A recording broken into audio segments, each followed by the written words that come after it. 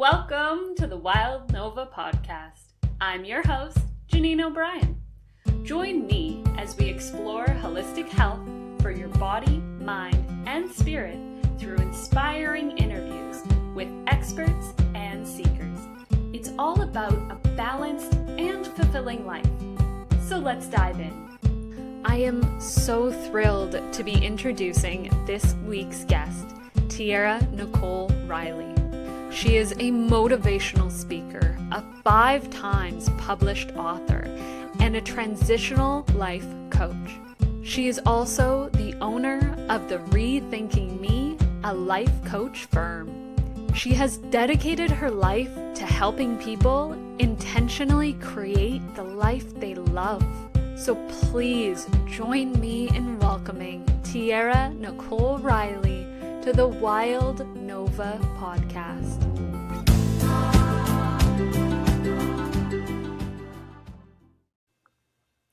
I am so excited and grateful to be welcoming Tiara Nicole Riley onto the podcast. I connected with her I think around the beginning of this month.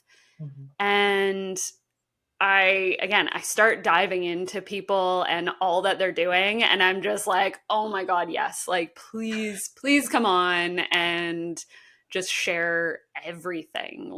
You've accomplished so much. So I'm just excited to have you here to begin with. Thank you so much for having me. I really appreciate it. I'm excited. I'm ready to have the conversation. Right? Let's talk about it all. Yeah, literally. Everything. It's funny when I start, most of the time people are like, okay, what are we going to talk about? I'm like, oh, I have a habit of I have a plan in my head for the most part, but I love it to be a conversation. So I kind of go off on random ass tangents all the time. I get it. I love it. The first question I always start with people to kind of get to know them, what were you like as a child or a kid? As a child, very quiet, very shy, very talented. I did competitive cheerleading my whole life. I played 4 or 5 different instruments. Very hard worker. It's funny because I do all these million different things and people are like, how? I'm like, I've been this way since high school, maybe even middle school. This is all that I know. Very academically gifted. Just really, really quiet. I kept to myself. I didn't understand how to, make connections and bond with people. Obviously, I've worked on that and done some growth in that area. And I'm still very shy and introverted now. I've just made a conscious decision that my purpose is more important than my personality. And so, yes, I'm shy. Yes, I'm introverted, which for the record are separate concepts. I just happen to be both. Yes. But I also recognize that I was given a purpose to be on this world, and it requires me to put my personality and my comfort zone to the side. Yeah. Yeah. And it's a constant growth thing, especially you said with the friends and stuff. That was something that I've only learned the last few years. I was I work at my friendships, and it is a conscious choice. Absolutely. And it's mostly, honestly, just clear, authentic communication. The only word I would add into that is mutual. Yeah. Oh, God, a lot of times I've realized, so prior to 2022, I was in these one-sided friendships and one-sided relationships, and I'm doing all this intentional work and pouring and giving and showing up for people. And I had to realize, I'm like, okay, my very, very, very best friend, she actually taught me that I could receive it. I knew that was how I showed up in friendships, but that I was also worthy of receiving it. I deserved to be loved how I love people. Yeah. And I actually dropped a lot of really long-term relationships and friendships because I was like, listen, if this means it's just me, her, and God, then that's it for now, you Yeah. know? But what I realized is walking away from the unbalanced and the unhealthy relationships in my life allowed me to create space for the alternative. There have been a Yeah. lot of really good, either new relationships or, you know, people who were acquaintances that became closer friendships, and just really being able to say, like, oh, in the moment, it felt really lonely to walk away from or distance myself from people that I've known for over a decade. And it was scary because it's like, well, you don't know what's on the other side of that. But Yeah, it's the fear of the unknown will always keep you where you are. And you're like, okay, I know this exactly. sucks, but I know I it. still got to do It's it. like, yeah, you're like, I what if still I gotta do it. authentically put myself out there and try and get this and nobody ever shows up? Am I going to have friends, like no friends forever? Like, Yeah, yeah. yeah. But as I sit on the other side of that, it's so much better. It's so Yes. much better. Yep. It's so much better. I love it here. I love And it here. I love it. I find it's like knowing the difference between my close friends and like Yeah. more of my acquaintancy type friends, Yeah. where it's Yeah. like we'll Yeah. chat, we'll hang out and We're stuff, but cool. it's like then I have a small group of like really close friends. Yes. Yes, yes, yes. Yeah. And I actually just had a Galentine's, and when I think about like the people that I invited and things like that, it's like you guys are my friends. I have like Yeah. two and a possible best friends. Yeah. And then I have like my friends that I really, really love, care about, support. I show up for them, they show up for me. And then I have people that are just cool. Like, you know, Yeah. like I don't have to view you as a friend in order to be in a good place with you. And then there are Oh, of people that course. I'm no longer friends with that I don't hate. There's no love lost. I love you from a distance. I just can't have an active relationship with you. And that's okay. Yeah. Yeah, and it's putting those clear boundaries in sometimes Yes. where it's like, you know what? I love myself to know that I don't want to have that type of person in my life anymore because they Yeah. make me feel shitty about myself most of the Yes. time and it's like, I don't enjoy that. Like I Yeah, don't like and that feeling. the question that really guided a lot of those decisions in 2022, two key questions was, one, does this person, place, job, opportunity, thing, relationship, whatever, does this fill in the blank trigger or calm my nervous system? Yeah.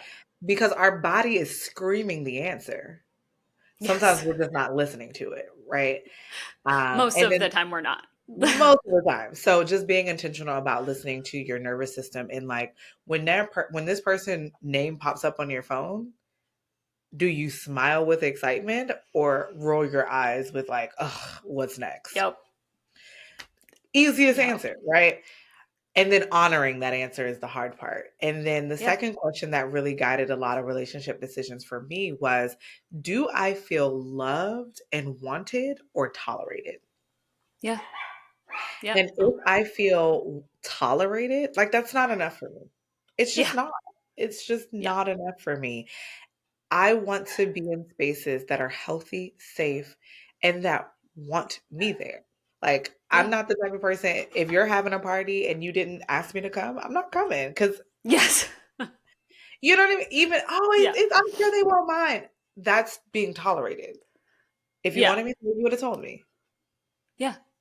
Yeah, you'll invite me. It's fine. And Exactly. And if I not, now, it's okay. yeah, yeah, 100%. And for me too, like a big thing for me was showing up. Yeah. So, like having my close friends show up for me and me showing up for them Yeah. because it's so many people right now that they're like make so many plans with you and all of this and then all of a sudden sure they're having an off day or a low day and they're like I really need to cancel today. It's like if Yeah. it's a few times honor yourself. I Yeah. really respect It's the that. habit. Yeah. If it's every single time Mhm. then I'm like, okay, how are you showing me that you care for me? You're Yeah. literally Yeah. abandoning me at every point Literally. you possibly can. Literally. I actually, Yeah. one of the people that I had to walk away from, and I had known her for over a decade. Yeah. But I had to realize, I said, one, anytime we make plans, I'm asking her.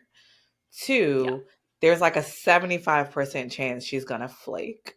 And it's Yes. probably gonna be at the last minute, right? Always. And And it's always going to be some reason that feels valid to her. But it's again, it's like Yes. if every time we have plans, you're more likely to flake than Yeah. show. Yeah. And I'm having to be the one to, and then she would send me all these like, oh, restaurants or activities or things to do. And I'm like, okay, when? And then when I say, when are you available? Her response will be, well, I can't because of this, and I can't because of this, and I can't this week because of this, and I can't because I'm like, I didn't even offer a date. I just said, when are you No. available?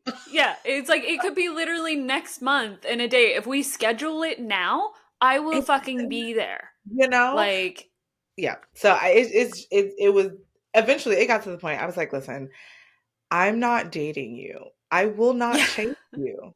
You know what And I if mean? we were dating, I would have broken up with you already. Like, Probably. yeah. Probably. Because it makes me feel like you don't have any real interest in spending time with me. And quality time is Yeah. my primary love language. Yeah. Friendships, family, romantic, it doesn't matter. I want to spend time with the people I care about. And so if I'm Yeah. asking you to spend time and you're running off the list of a 5 billion reasons you can't, then stop sending me restaurants if we're never gonna go. Yes. Ugh, 100%. yes. And Yes, it it's is. funny because I used to think that everybody did that to me. And it wasn't Mm, until I actually went back and look at like a whole bunch of relationships that have fallen apart in my past. And I looked through our old messages because I don't mhm. delete anything. That's who I am. I'm a hoarder. I love it. So it was like I went through these old messages and I realized that I'm like, oh shit, a lot of the times people would be the last one to message me and I wouldn't message them back, or I was the one Mm, canceling more than they were. And mhm. in my head, they Yeah. weren't showing up as a good friend. I was doing all that I could. And I was like, oh shit, no, I was wrong. I was like, Yeah. I can't And that's fix what I did. self-accountability. Yeah. Yeah, I can't fix what I did, but all I can do is improve myself Yeah. for my future relationships. Absolutely. And I think that's you brought up a good point as far as like what you perceive versus what's happening. Yeah. I had kind of the opposite experience. I felt like I was going through a really dark time and I'm like, no one's showing up for me. And, like that was just the narrative that I had in my head. And Yeah. I actually took a 30-day window. I said, okay, for the next 30 days, I'm not going to reach out to anyone. At that juncture, everyone in my life knew like what I was going through. I had already Yep. verbally communicated, I'm going through a dark space. I had already verbally communicated, I need support in this moment, right? So I had Yep. already done my part. I Yep. waved the red flag. I'm not okay. I'm not okay. And Yeah. so for about 30 days, I had a note on my phone and I literally just wrote down every time someone checked on me and who it Mm. was and just I said, I'm just going to document it. Yep. Obviously I was responsive as well, but I just said, I'm going to document it. And what I realized is it's not that no one showed up for me. It's the people I expected to show up for me didn't. But I was pleasantly Yes. surprised to realize like, okay, these people didn't, but these people showed up. Like, my Yes. God. Yep. And it really shifted my perspective in realizing like sometimes you have to, like, you look through the messages. I wrote down, the contact points in a 30-day window. And sometimes you have to Yeah. recognize that like our brains are it's cherry picking the experiences that to fit the narrative that it wants to get to. Of And course. sometimes you have to look at the facts and the data and like really get Yep. some tangible understanding of what's actually happening. And it's like that in like all aspects of your life. If Mhm. you're going to the office and everybody's treating you shitty, sometimes you need to look at like your actions. Are you being shitty to everybody else and they're just mirroring it back to you? Like, how are Yeah. you treating them? Are you expecting them to treat you shitty when you walk in the Yeah. door? Yeah. Then they're going to treat you shitty, or you're going to find all of the stuff that's gone wrong today. It's like Yeah. trying to shift that in your life of, you know what? I feel like when I go to work today, everybody's going to be in a good mood. I'm happy. I'm like all of this. So it's shifting And those perspectives. the law of attraction is real. What you focus on is Yes. what you will grow in your life. If you focus Yeah. on, I hate my job. Everyone treats me shitty. I hate it here. I want to quit my job. Like that's all you're gonna get. But it even Yeah. and I think the law of attraction is not necessarily about lying to yourself, but even in Mhm. that exact same scenario, you can say, you know what? I'm determined to have a good day regardless. I don't care what Yep. energy anybody else has. Today is going to be a good day for me. I'm going to get myself a phenomenal lunch. When I'm off, I'm going to apply for 3 jobs so I can go and find the next opportunity. You know what I mean? It's really Yeah. about what you're choosing to focus on about that experience Yeah. and less about like what's factual. Like, sure, you may hate your job. Yes, everybody may be shitty, but what can you control in that? You Yeah. can control your energy. You can reward yourself with a phenomenal lunch, and you can apply for jobs when you get off and or while you're there. Yes. Yes. You know, Uh, every time my boss pisses me off, I'm going to submit an application. yeah. Like, like Yeah. cool, whatever. But it's about where your energy is focused, is what you Mhm. begin to draw into your life. And even as you're like, even with that example, like if you're applying for jobs, you need to know what are your professional requirements, not Yep. just salary, not just title, but what does work life balance look like for you? Is that important? Mhm. Is the PTO important to you? Is Yeah. the remote, hybrid, on site, like where do you land as far as your preference? Like write your dream job quantitatively and then Yeah. it will come, it will Yeah. show up. But you got to start with understanding like what it is you want, not just what you don't want. We spend too much time focusing on what we don't want and not enough Yes. time on what we want, and then we're attracting the energy of what we're focusing on. If you're fixated on all men are dogs, baby, that's all you're going to attract. Yes. Like that's Yeah, all you're gonna exactly. get is the men that fit that narrative. But if Yeah. you say, you know what, I've had some bad experiences, but I'm chronically doing the work to heal and show up better in this world. And I truly Mhm. believe love, healthy, safe, intentional love will find me. And as I Yeah. meet people that don't align with that, drop them. Let it go. They're taking up space And because yeah, don't get caught in that like, well, they're almost my perfect person, except if for they they're do not like these perfect three for you, things that it's like, no, yeah. fucking drop them. Yeah, if Like they're not they're perfect for you, they're holding up yes. space. And the Well, more you and entertain things that aren't perfect for you, yes. the universe cannot send what is. Yeah. And like you said, it is finding those things that are the most important to you and knowing that. And also understanding that just because I'm not happy in this situation, look at this situation. Are you just not happy with your life in total? And that's what's Mm, making it worse? Like, no, you can be well, like, this relationship is really shitty. And it's like, okay, without that person in my life, would I be happy right now? If the answer is no, that person may not be the fucking problem. It could right. just be the easiest thing to honestly The get rid point, of. the figure. Yeah, yeah. Yeah. Whew. Somebody needed to hear that. Yes. Love it, love it. Sometimes it's me when I listen back to it. I'm like, oh shit, right. Like, Oh yeah, yeah. I do need that. Yeah, no, I get it. Yeah, But we're exactly. all a work in progress, and all you can do is just continue to improve and do better. Yeah, and that was honestly something that I really loved at the beginning of your first book that you put out is when you at the beginning went through all of the things that were important to you that you wanted Hmm. to improve in your life. It Hmm. wasn't what society said would make your life Yeah, happier and better. You yeah, literally went from dropping like you're like, okay, I'm 23, my yep, life has gone to shit. This yep, is the worst. I want everything to be better, yep. and you didn't go like your expectation at that point again is like become a wife and have kids right away, Hmm. but Hmm. you're like there's Well, so much of my life that's a mess right now, so yeah, let's like put that aside yeah, so that I can be a better person in general yeah, before bringing that into my life.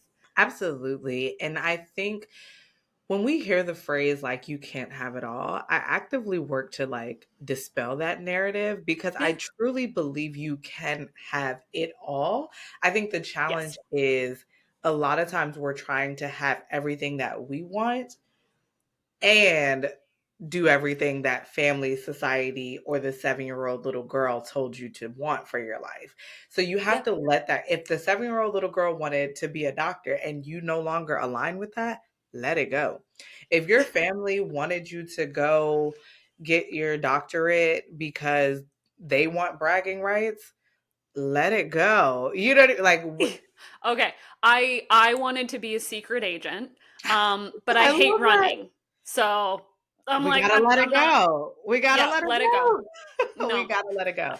And I think when we focus only on, in this season of my life, what does it all look like? You can Yes. absolutely have it all. Absolutely. You just gotta Well, let go and of the other expectations. I think one of our problems too is that when we have these dreams in our head of like what we want to do and like the Mhm. best life that we can see for ourselves, sometimes we put feelers out and we kind Mhm. of talk about it a little bit with friends or family, and they're Yeah. like, "Oh, well, that's going to be really hard, like not very Yeah. many people can do that. It's going to be hard to like make money at that or this." And it's Yeah. like, okay, but people are making money at it. People Mhm. are doing it. So what is stopping me from being one of those people?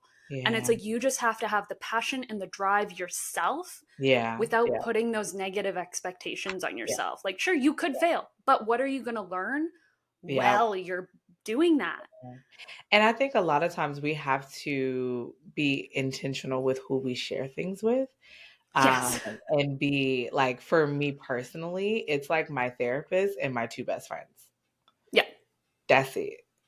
Yeah. That's it. Because I cannot trust certain dreams with everybody. And I don't think you should, right? Like No. it's not meant for everybody. But um I think at the end of the day, sometimes we have to recognize that there is, so we know the fear of failure, but fear of success is a thing too. And it impacts It's a lot more scary. people than they realize. It's like Yeah. less about what if I fail, but like, wait, what if this What if I actually works? succeed? Yeah. Yeah. Yeah. And it catches That's a lot more terrifying. people than they realize. Like a lot of people have fear of success without even like acknowledging that that's there. Well, like, yeah, even like you're saying, you are shy and you're Mhm. introverted, but like you're putting yourself out there and you're Yeah. doing Yeah. inspirational speaking and you're Yep. hosting and you have this coaching program and an Yep. author. And it's like you're understanding, like me doing this podcast, it Mhm. was, I know that what I have to share and the platform I have to give to people that I love and I love seeing their passions is more important than me Mhm. feeling awkward about something I might say at some point in time that I know I'll Right. regret. Right. Like it's Absolutely. Absolutely. yeah. And at the Yeah. end of the day, you just have to do it scared. Like, I Yep. think, and I want people to hear what we say. Like, it's not that the fear ever goes away. We just have learned to just do it scared. And there's so Well, much and reward on the other side. yeah, and literally in your body, excitement and fear feel the exact same. Exact same. Literally, And the it's only like, yeah, difference is your brain's interpretation. yes. Literally. And as somebody like with trauma, I'm Yeah. like, it always feels like fear. And I'm like, am I Yeah. excited? I'm like, I don't know. I'm Yeah. either terrified, like crippling terror, or really excited. Who Or knows? both. Or both. Or Yes. both. Yeah. No, I love it. Yes. Yep. And I definitely, when I learned that reality is that your body interprets fear and excitement identically. And the Yeah. literal only difference is your brain's interpretation of what's happening. It gave me the realization that, like, oh, it's a choice. I Yeah. can literally feel Everything. it and just decide, you know what? I'm excited. Yep. Problem solved. Yep. Our brains are so Yeah. insane. Yeah. Like when you Yeah. start looking into it, and you're just like, Yep. what the hell? Yep. Like it's yeah, it's the problem half of the time for me because I'm like, it gives me this passion and excitement, but also it does these like death spirals sometimes from Yeah. hell where I'm Yeah. like, oh my God, I'm like, I need to let that go Mhm. sometimes Mhm. and not, yeah, dwell on that Yeah. negativity And sometimes. It's really hard. I think that's the beauty of having like those close people that you do trust with your dreams, Yeah. because when I'm allowing my fear to stop me, my friends are the ones that are like, oh my God, that's perfect for you. Like, you need to do this Yeah. ASAP. When set some deadlines, let me know what they are so I can hold you accountable. Like, when I Yes. feel that fear like rising and I'm like, hey, thinking about doing this, what do you think? And they're like, oh my God, yes, go do that. I'm like, okay, yes, it's scary, but I need to do it anyway. So I think, Yeah. yes, you don't share it with everybody, but we also have to be mindful that community, like we're built for community, and we need those Well, people who are going to like hold you accountable when you're wrong, but yes. remind you when you're right and push you Yeah. in that positive direction too. And I find like your hopes and your dreams and your passions sometimes can be a really intimate thing. Yes. So, like everything, not everybody has the rights to your intimate parts of you. Yeah. So, it's like, why would it be different when it comes to your passion? Like, Yeah. Yeah. That's a good point. That's a good point. yeah. But sometimes people will put their, like when your dream is in infancy status, we'll Yeah. post it on social media because it seems like the cool thing to do. And then you get Oh, rained on and it's like, baby, no one told you to put that out there. no. You know, like you have to be careful who you're sharing things with because not everybody is rooting for you. So I No. don't put things out until it's done. You know what I mean? Yep. Like in a public capacity, you will not Yes. hear about it until it's done. Now, my friends knew Yes. about it 6, 9 months ago. You know what I mean? Like they already knew what was going on, but Yeah. the public space, I will not put it out there until it's done because one, energy matters. And you don't Yep. know that everybody who's following you on social media is rooting for you genuinely. Yes. Okay. Yeah. And then beyond that, you open yourself up to critique and criticism from people who do not have your best interests at heart. Now, I am open to critique and feedback, but I also trust my friends to be a safe space. And if they are giving me critiques and feedback, I also know that they would also give me praise if it was appropriate. You know what I mean? Like Yep. it's a two-way street. It's not just criticism and it's not just praise. It's what is Yep. needed in that moment. Yeah, and I think that's again having a good relationship with people and being clear about that. Like if I'm starting a conversation, "Hey, I'm really excited about this project that I want to start. Like what's your opinions or like where do you see that I have like a blind spot?" Because I Mhm, feel mhm, like I have everything worked out in my head, but I feel like I'm missing something. mhm, And like mhm, if I share it, sometimes I'm like, "Oh shit, that was the missing piece." And it was just like mhm, one mhm. small thing they said. Yeah, yeah, and that's But yeah, relationship, and that's what it's supposed to be, yes. for Yeah. sure. Yeah, relationships are something that's like always always work. Like Oh no my matter goodness. what. Yes, yes, yes, yes, but it's so worth it that to me, it feels like I couldn't imagine life on an island. Oh, well, sometimes I could. I A like animals a lot. Yeah, And it's but like after a surround me couple of with days, plants and I'm like, animals. "Ah." Yeah. Now, Like if me and ah, my friends could, like, buy an island together and, like, it'd be just us and our, like that I can that'd be get great. with. Oh my god. Yeah. Ah, Yeah. sign me up, but no, I get it. Yeah. Ah. So talking about kind of that social aspect of things, Yeah. you have a big event that you guys are doing Yes, in March. yes, yes, yes, And I we're doing am so excited for you to talk about Yes! that. So Oh my tell goodness. me So more. we're doing a mom friends. Super excited about it. So Sunday, March 10th, we are hosting an in-person conference called Rethinking Motherhood, and it is specifically just for the moms. All of our vendors are specifically offering things that benefit moms. Like we've been Yeah. really intentional about curating this mom friendly space. And so much so, we actually have a certified professional babysitter on staff. So I it's saw that and I um, was so like, yes, yeah, please. Because how because we many don't want times it I've to be the had, barrier. yeah.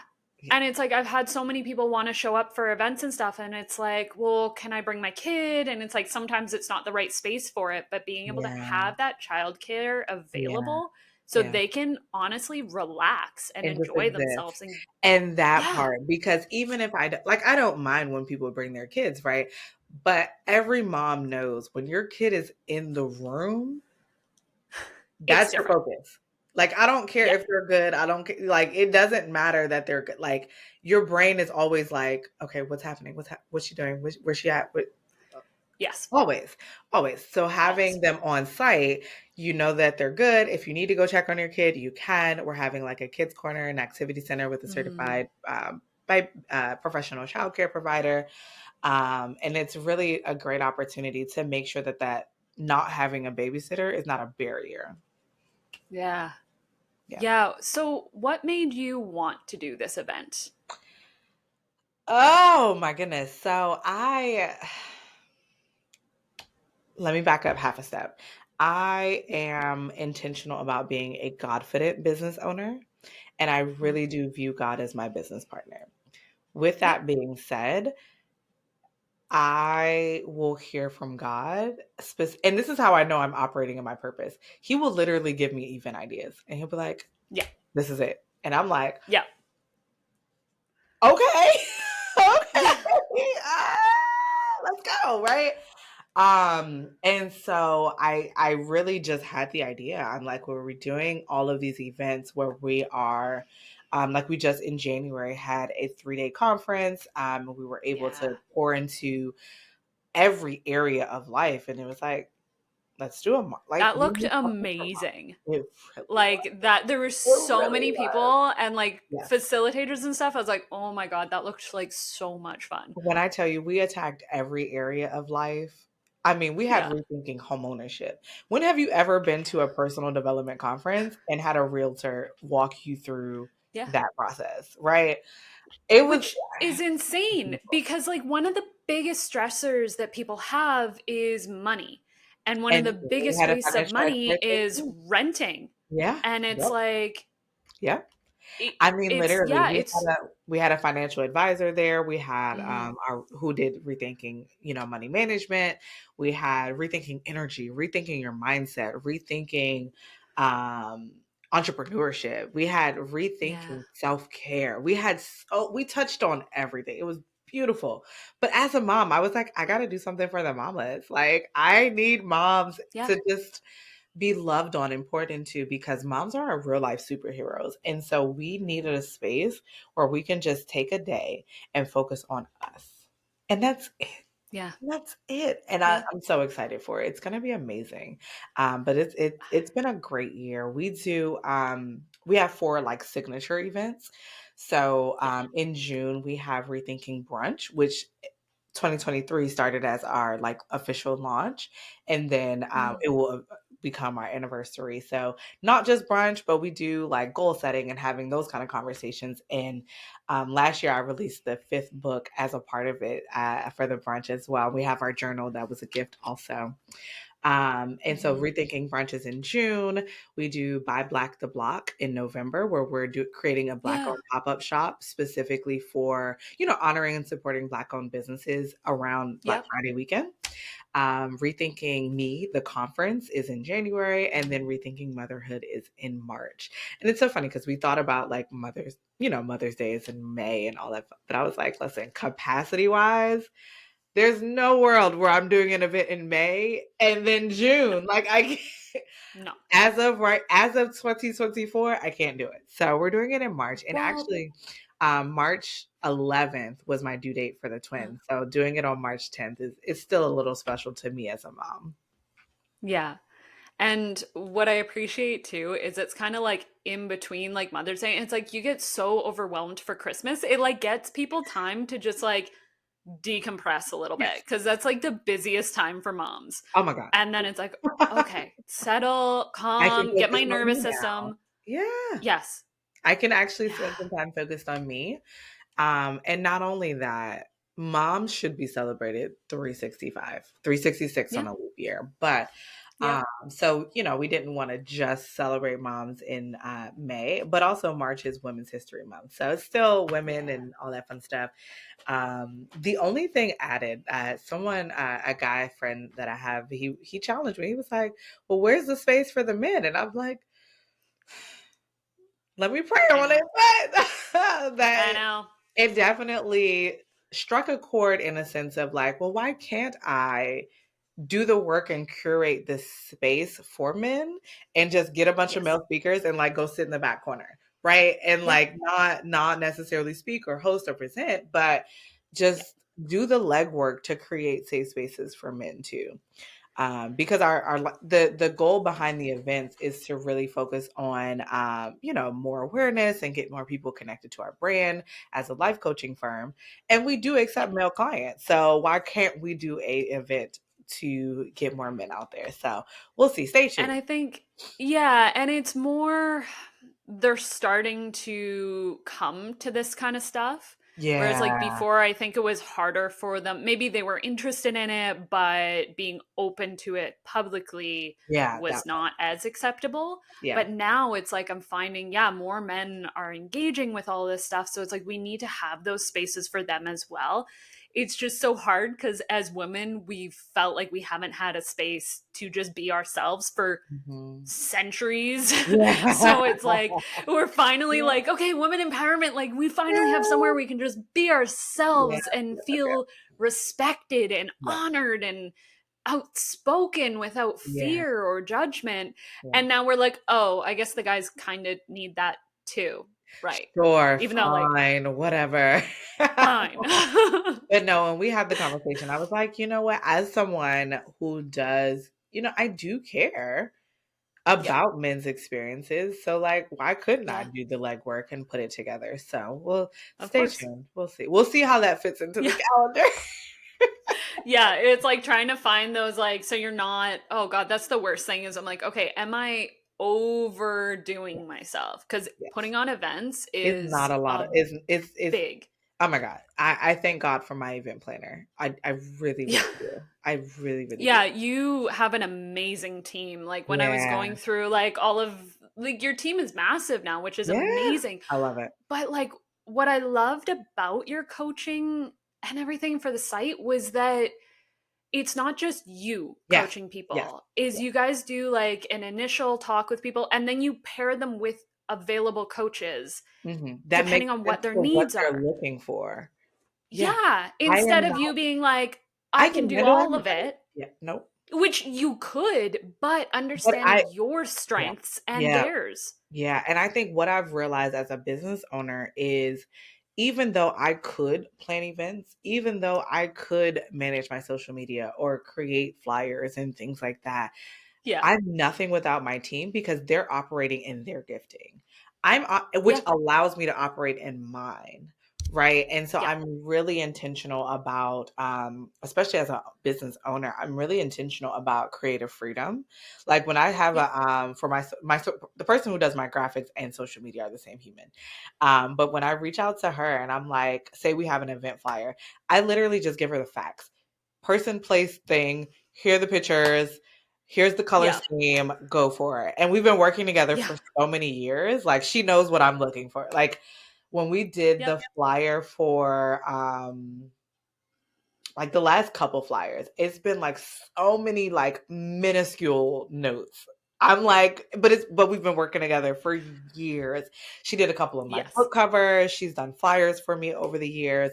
And last year I just shot my shot. I was like, hey, any chance you want to manage my social media? And if you scroll Yeah. far enough back, you can see when she took over. Like you will see a clear difference between when I was doing it and when she's doing it. Yeah. Like night and day. Like if you just scroll far enough, I promise you, you'll be like, "Oh, there it is."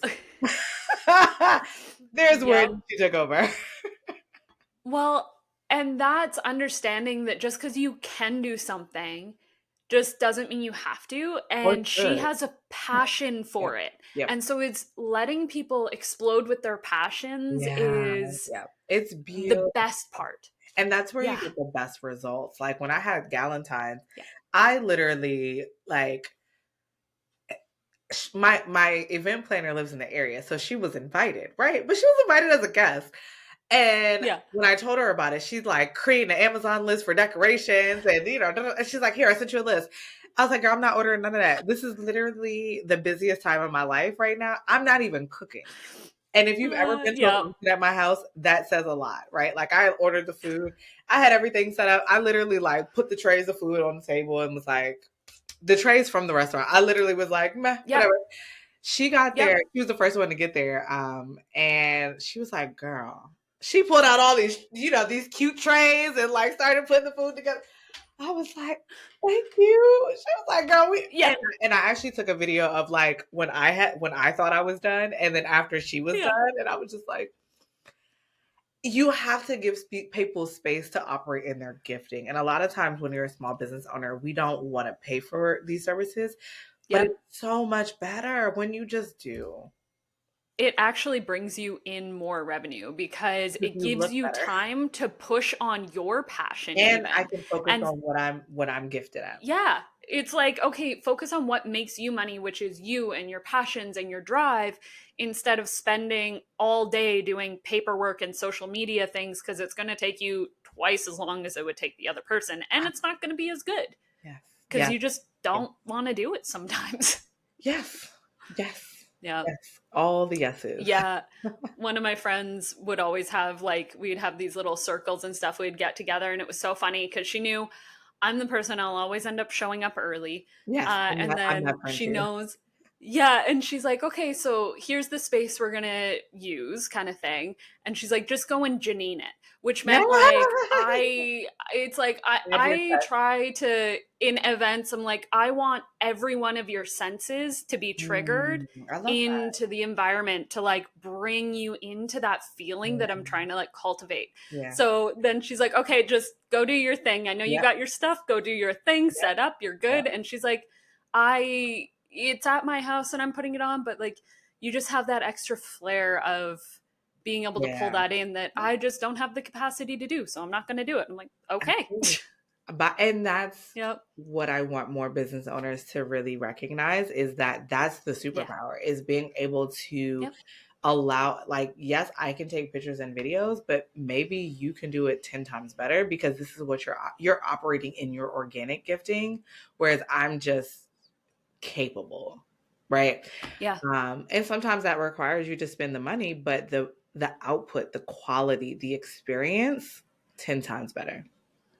And I think that's part of it that is lacking sometimes is that with the money, like sometimes it's hard to put it out there, but also I feel like people undervalue other people a lot of the time. Mhm. So it's like, okay, I want a videographer or a photographer to come to this event and take pictures, but I want to find the cheapest one because I can't really afford a lot. And it's like, okay, no, I want the best one for what I'm looking for. Mhm. Mhm. And yeah, it's kind of looking at what they provide. Mhm. And yeah, it's really important to actually respect people's pricing sometimes. Like, Mhm. And I'm really big on that as a business owner is I will not haggle people for your prices. I will no. graciously acknowledge it's not in my budget at this time. Yep. Thank Yep. you, but I'm not going to haggle. If this is what you say your price is, and that's what it is. I just can't afford it, and that's okay. Yeah. Yeah. And sometimes it's even like understanding, okay, next time I would love your services. So Mhm. next time I'm going to take that into account for the next event So I can and budget for it maybe and up the plan. ticket price like $2 Exactly. on each ticket. What And I can and you afford can it. plan and you can budget and you can repair, but I Yeah. think a lot of times we feel what's really happening is it's not in your budget. And so we Yeah. feel like we should get people to haggle or, negotiate down. And Yeah. that's not fair. They've priced their No. services. You can either afford it or not. And it's Yes. okay to say not. Just Yeah. have the humility and say, you know what, not this time, but I'll definitely keep that in mind so that moving forward, like you said, you can plan, you can budget, you can do things differently. And as somebody offering the services too, please, God, understand you do not need to discount everything all of the time. It literally starts to undervalue Yeah. what you're giving people. If they always see like, it's always 25 or 50% off your services. Yeah. Well, then why would they pay full price? Yeah. Which tells Yeah. me you're not valuing yourself and what you're offering. Yep. Because it's like, well, no one's going to pay full price. I'm like, why not? They Yeah. should. Yeah. Absolutely. And one thing about me, particularly when you're offering like services, Either charge full price or give it away. People Yeah. do not respect discounted services because, like you said, the psychology of money is that if it's always 50% off, it's not worth what the full price is. Yeah. So either give it away to Then the that's the person. price of it. Yeah. So It's either not give it say it's not away. $100. Yeah. Yeah, Yeah, it's the exactly. $50 price point, and you're like, why? And then when you Like, go to charge your full price, it's like, well, why would I pay 100 when I've always paid 50? right? Or when people all of a sudden look at everybody else in the industry, and it's if like, everybody else is charging that much and you're half cutting the I think you're price. worse. Yeah. Yeah. Yeah, it's like, well, You get what you pay for. why? You get what you pay for. Yeah. I actually had this conversation with one of my sorority sisters, and I explained to her. I said, Mhm. "Listen, if you could put the same conference on for $90 that you could for $900, and Yeah. you're like the exact same agenda, same speaker, same lineup, everything, the $900 conference is probably going to sell out quicker because of the perceived value. No Yeah. other difference. No other difference. Yeah. The only I difference find is you have the too, audacity to charge it.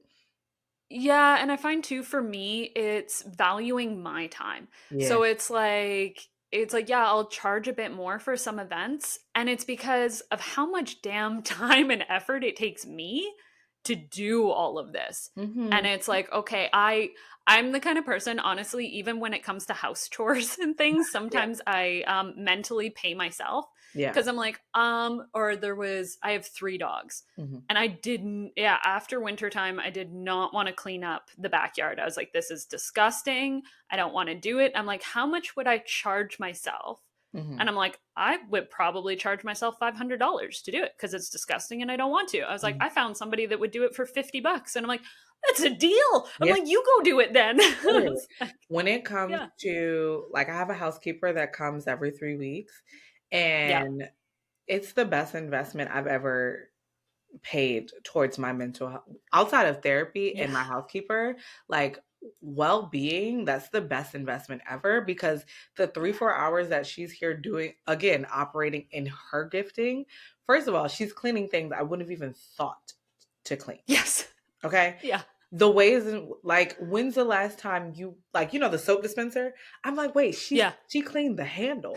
I would have never even thought of that. You know what I mean? Like, I Yeah. just wouldn't have.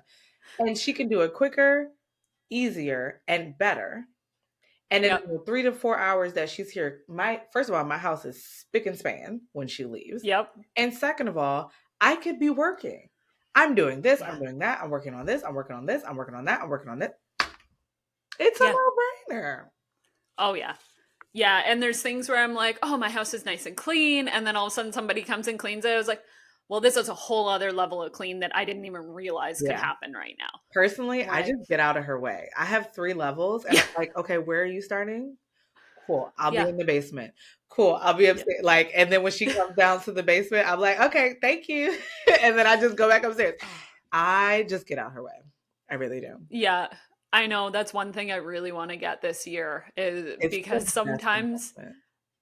yeah, sometimes I purposely invite like my in-laws over so that I Yourself like to clean. stress clean. Yeah. Because I'm like, then I stress Oh clean my and I'm like, god. oh, well, shit, now my house is clean. Oh my Perfect. goodness. Oh, no, Yeah. no, just get the housekeeper. It's fine. It's fine. Yeah. It's Right. fine. It would just make me Just and add it in the yeah, budget. so much happier. Just add it in the Yeah. budget. Yeah. Yeah. Yeah, mental health wise.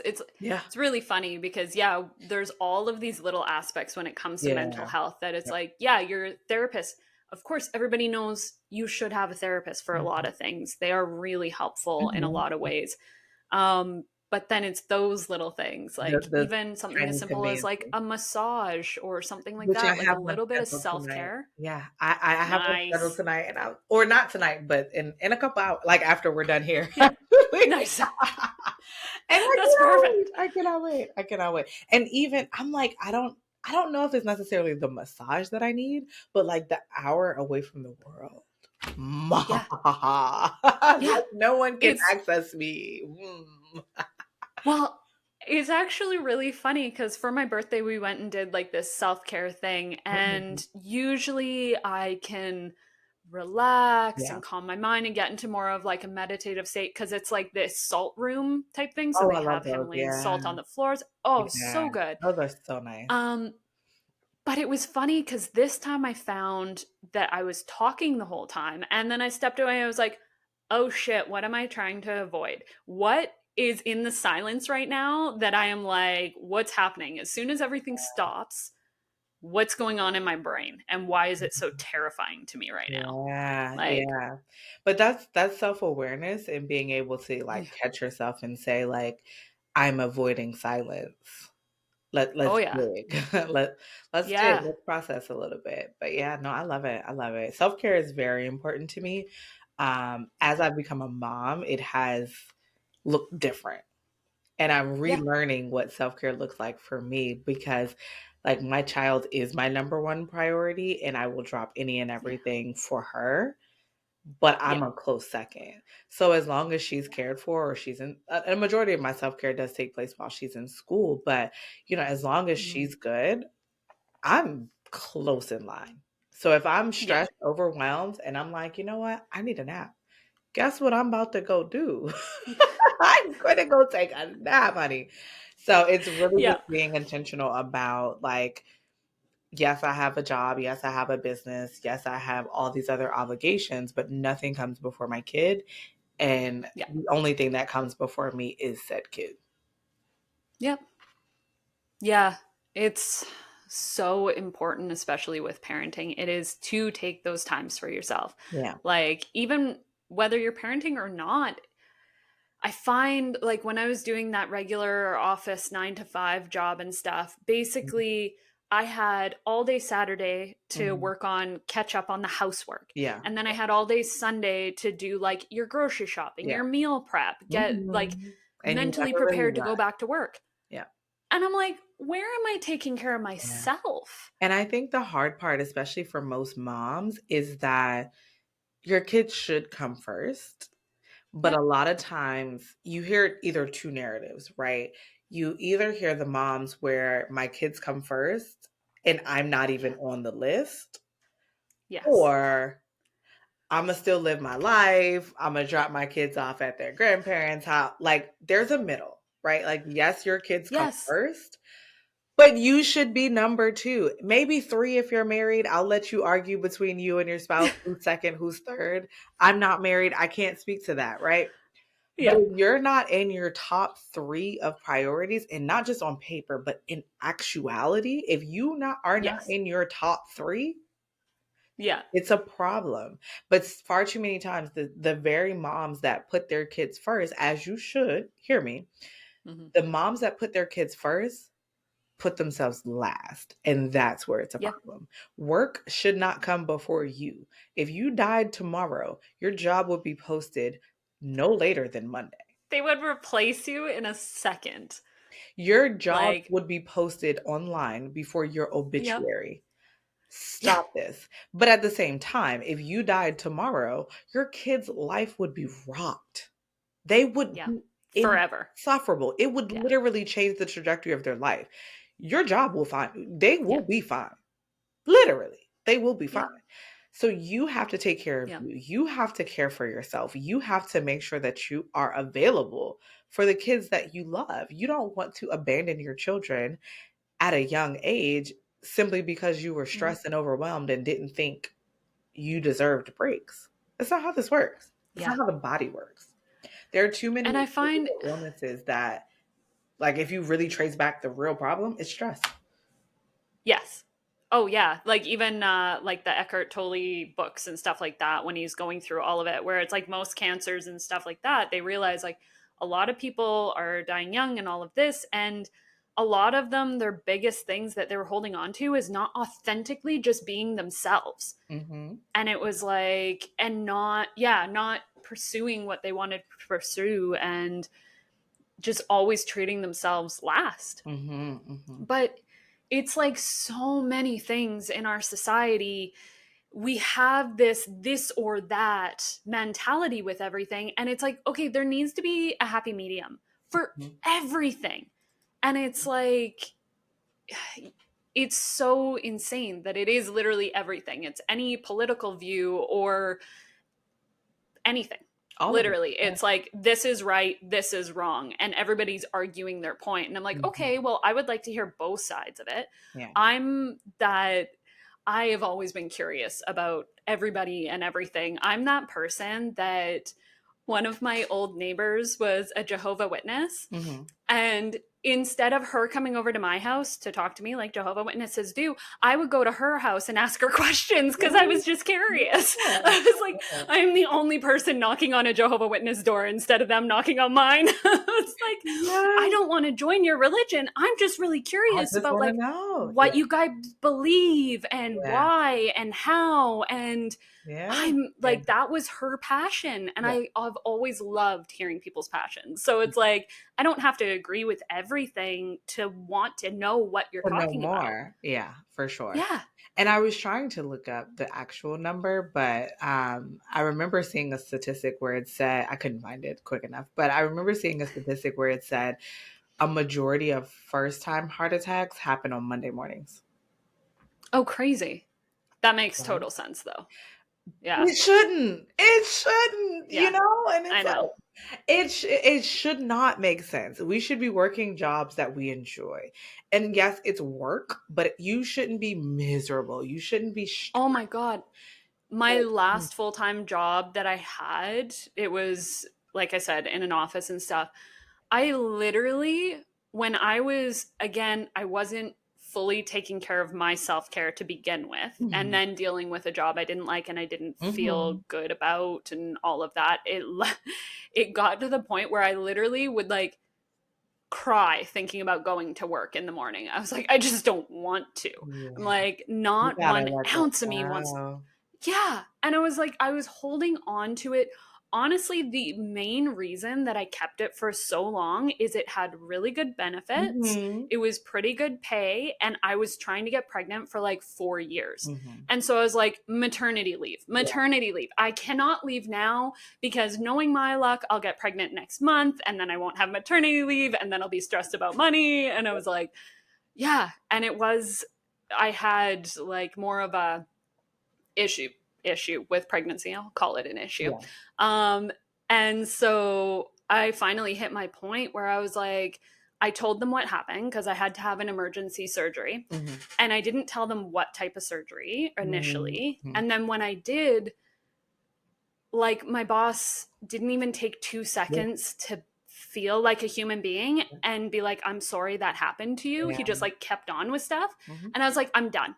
I'm done. I Mhm. quit. I'm Mhm. done. I cannot be in a place where somebody can't be a human for Yeah. two Yep. seconds. Yep. Like, Absolutely. I get it. yeah. I get it. No, I remember I was working a job and I used to hate it, like literally hate it. And my best friend, she was like, you know, the only good thing you've ever mentioned about this job is the money. Yeah. Either find a new job or stop talking to me about it. And I was like, Yeah. okay. And I found a new job. But that Yes. boundary and that like accountability and like stop complaining about a problem you're not gonna fix. Yeah. Or fix it, right? Like Yeah. that's the alternative here. And also to be faced with the reality that and it's funny because after we had this conversation, I went to a Bible study at my church and Mm. the pastor, he literally said, I'm paraphrasing, of course, but he said, Yeah. if you make any decisions and it's based on money, the devil can control you. He just has to figure out the right number. Mm. And I was like, oh, Mm.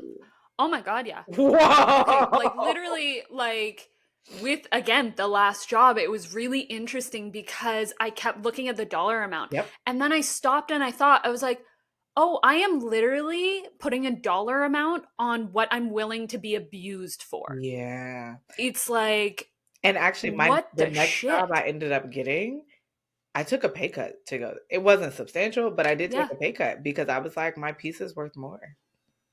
yeah, Yep. yeah. And And actually, even, yeah. Oof. not the most recent job that I had before entrepreneurship, but the time before Mhm. that, or full-time entrepreneurship, but the time before that, I literally quit that job and went 3 months unemployed as a mother to an infant. I was Yeah. unemployed for 3 months because I was like, I don't care that I don't have the next job lined up. You won't stress me. I gotta Yeah. go. I gotta Well, and you go. have to, like, especially in this work and stuff, you have to trust that the universe has your back. Yeah. And it's like, if you get all of these signs, like, this isn't right for you, you're not Mhm. supposed to be here, and it's like pushing you and pushing you, but fear is holding you there. Yeah. When you finally let go of it, It aligns. the universe says, oh, thank you. Yeah. Thank you. And We've they're been like, "We're waiting. ready to give you what you want, but you gotta let go of the Yes. bad first." Yes. And also understanding that what I think I want and what I actually need may be two totally different things. Mhm. And it's like, if I put the expectation on myself, like, I will only accept this Yeah. of point one, you're closing off all of these amazing, incredible opportunities that you could never even imagine Yeah. because you're limiting yourself. Mhm. I love that. Yeah. It's so Like, yeah, awesome. like until you, like, say you were a kid and you never saw an airplane and Mm. somebody all of a sudden came to you when you're 20 and they're like, oh no, people can fly, and you're like, no they can't. Yeah. And then all of a sudden you see an airplane flying through the sky, you'd be like, well shit. Like, I Yeah. didn't even know that was even possible. I can go other places, I'm not stuck to like where I can drive. Like, Yeah. that's incredible. I love it. And I love getting on an airplane. Southwest is my airline of choice, but I love a good travel. I love traveling. That was, yeah, that was something you talked about in the first book. You're like, Yeah. I am determined to travel. Like, Yeah. I not just, it wasn't even just to other countries and stuff like that. It was Just just to even, go. yeah, Just to go anywhere. Yeah. yeah. And it's so funny that which I probably need to reread the first book because it's been so many years at this point. Oh But yeah. it is beautiful to see like the evolution and the growth because I wrote it when I was 23. I published it at like 25. I wrote it at 23. I'll be Yeah. 33 this year. Yeah. Like truly. And I'm like, I know. so much has changed since then. So I do want to, So much. before my 33rd birthday, I'm definitely going to reread it and just to reflect on like, or maybe that'll be the next book, like 33. And I love me. Yeah. Yes, Like exactly. now that I'm Like, finally here.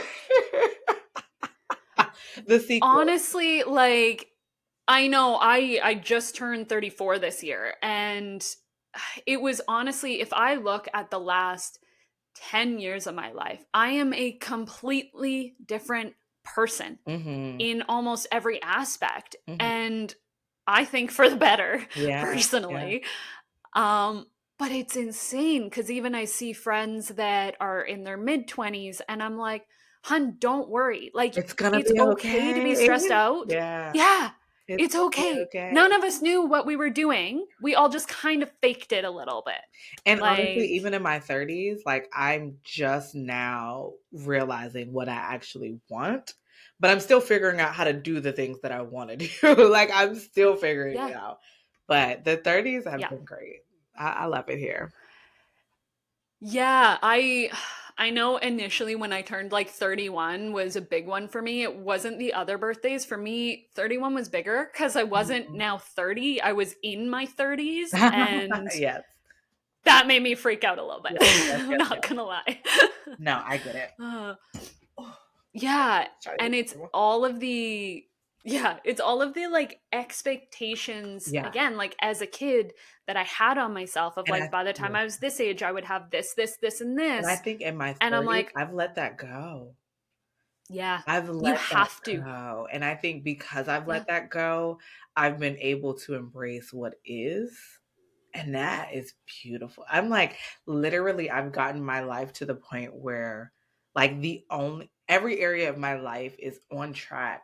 And the only area Yeah. left is romantic, which for me, I feel like my person's coming because, like, Yeah. you have to. Like, that's the only thing that's left. Like, everything Yeah. else is either where I want it to be or on track to being where I want it to be. I've done the healing, I've done the growing, I've done the, I've done the self work. And Yeah. I'm finally at a point where like, I'm ready for love. Like, not just wanting Yeah. love because I'm lonely, but like, I'm actually ready for love. And it's a different feeling. And yeah, and like with your partners, it's important to remember that it's like being with them because you want to, not Yeah. because you have to. Yeah. Yep. And it's like it makes a massive difference because it's Yeah. like, well, I don't need you here. I want I you here. want you here. Yeah. Yeah. Yep. Love it. Love it. Yeah, that's just so many things.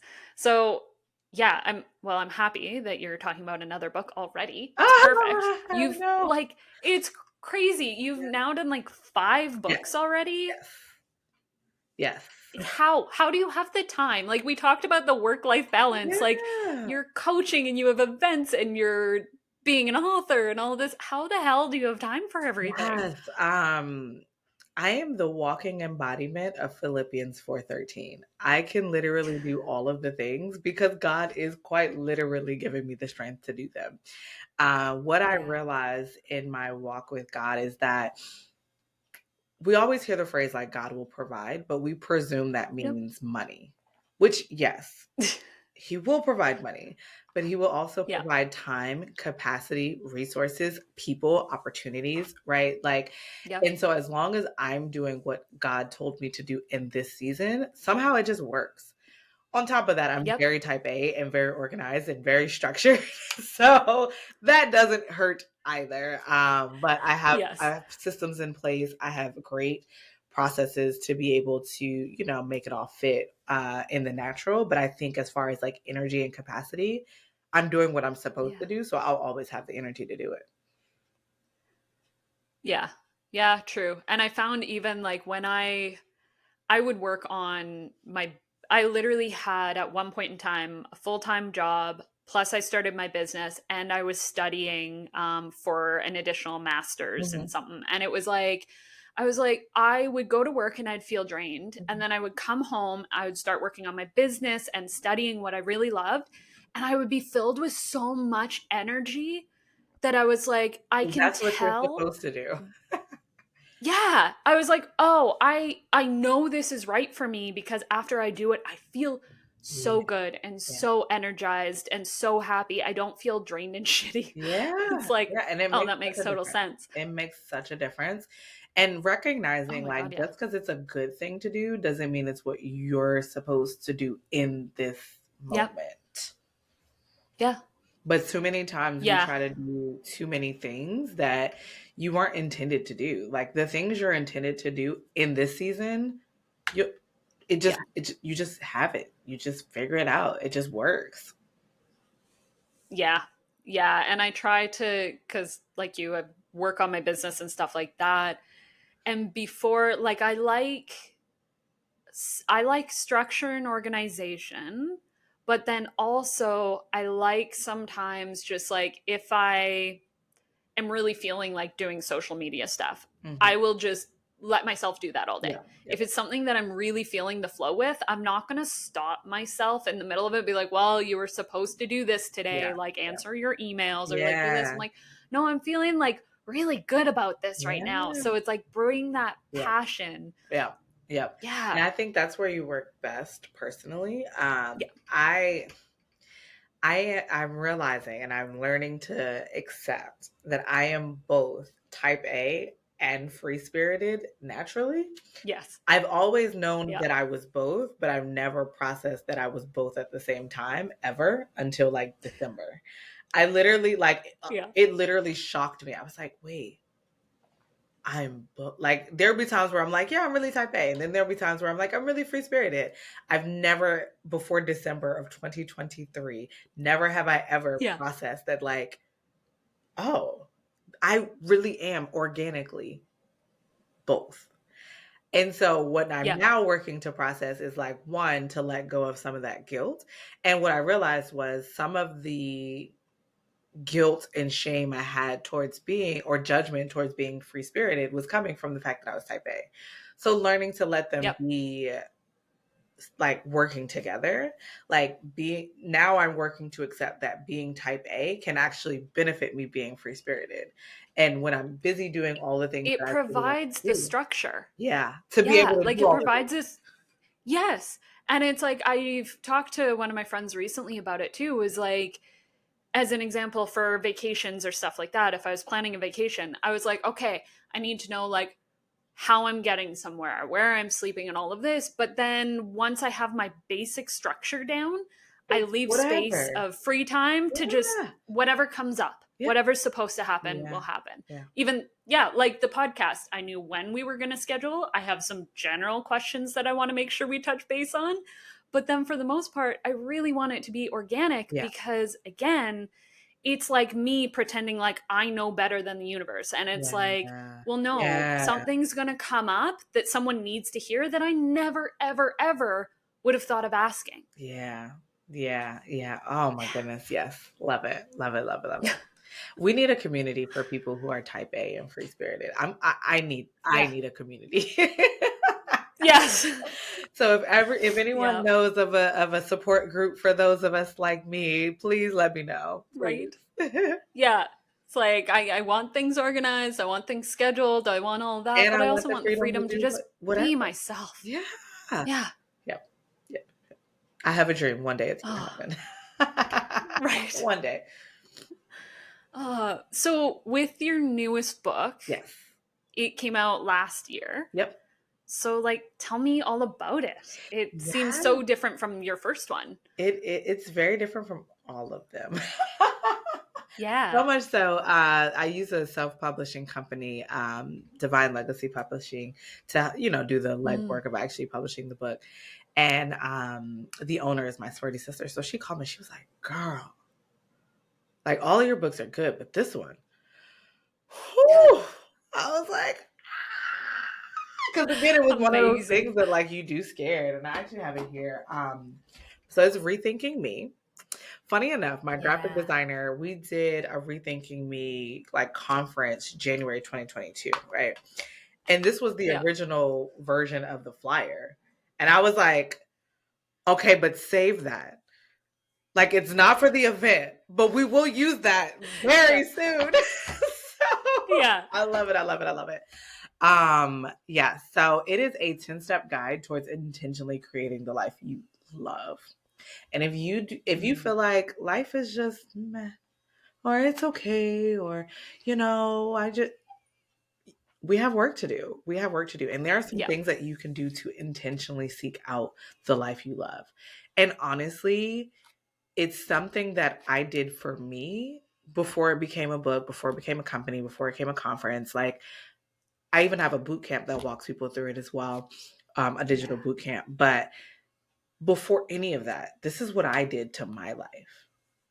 And Yeah. I'm living in like you really can love life. Like maybe not every day is a great day, but Yes. 98% of the time, I love my Yeah. life.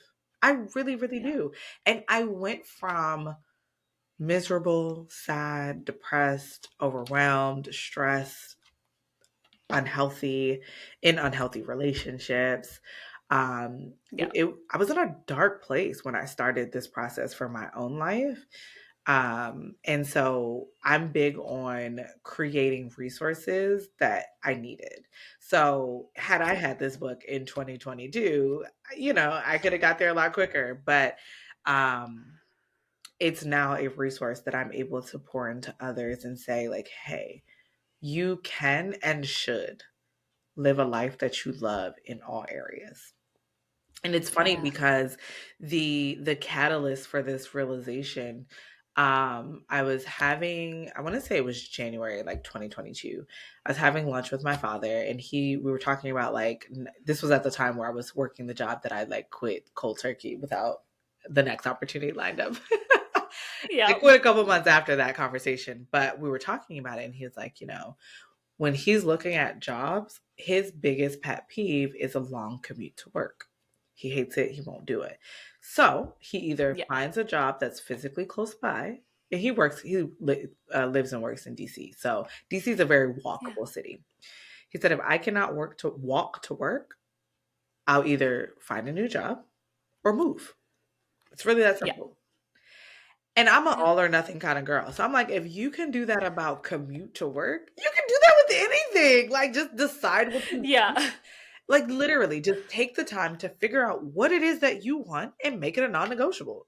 Do what you got to do to make that a Yeah. non negotiable. And I literally started Yep. doing that with everything. I'm like, okay, what do I love? What do I hate? What's okay, but could be different? Like, one example of that was cheerleading.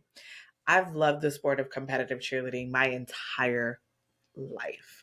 At the time, I was Yep. coaching cheerleading and it was just too much time away from she was a baby when I was coaching. Like, and it was just too much time away from her. I remember I went to work. I dropped off at daycare, went to work, went straight to practice, came home. The whole house was knocked out. I literally slept on her couch because I missed her that much. Like, Mm. it made me so sad to realize I'd missed an entire day with my daughter. Um, Yeah. and that was the night I realized, like, oh, I can't coach anymore. I can't do it. But I still love the sport and it gives me freedom to feel like I'm Tiara and not just Kayla's mom, right?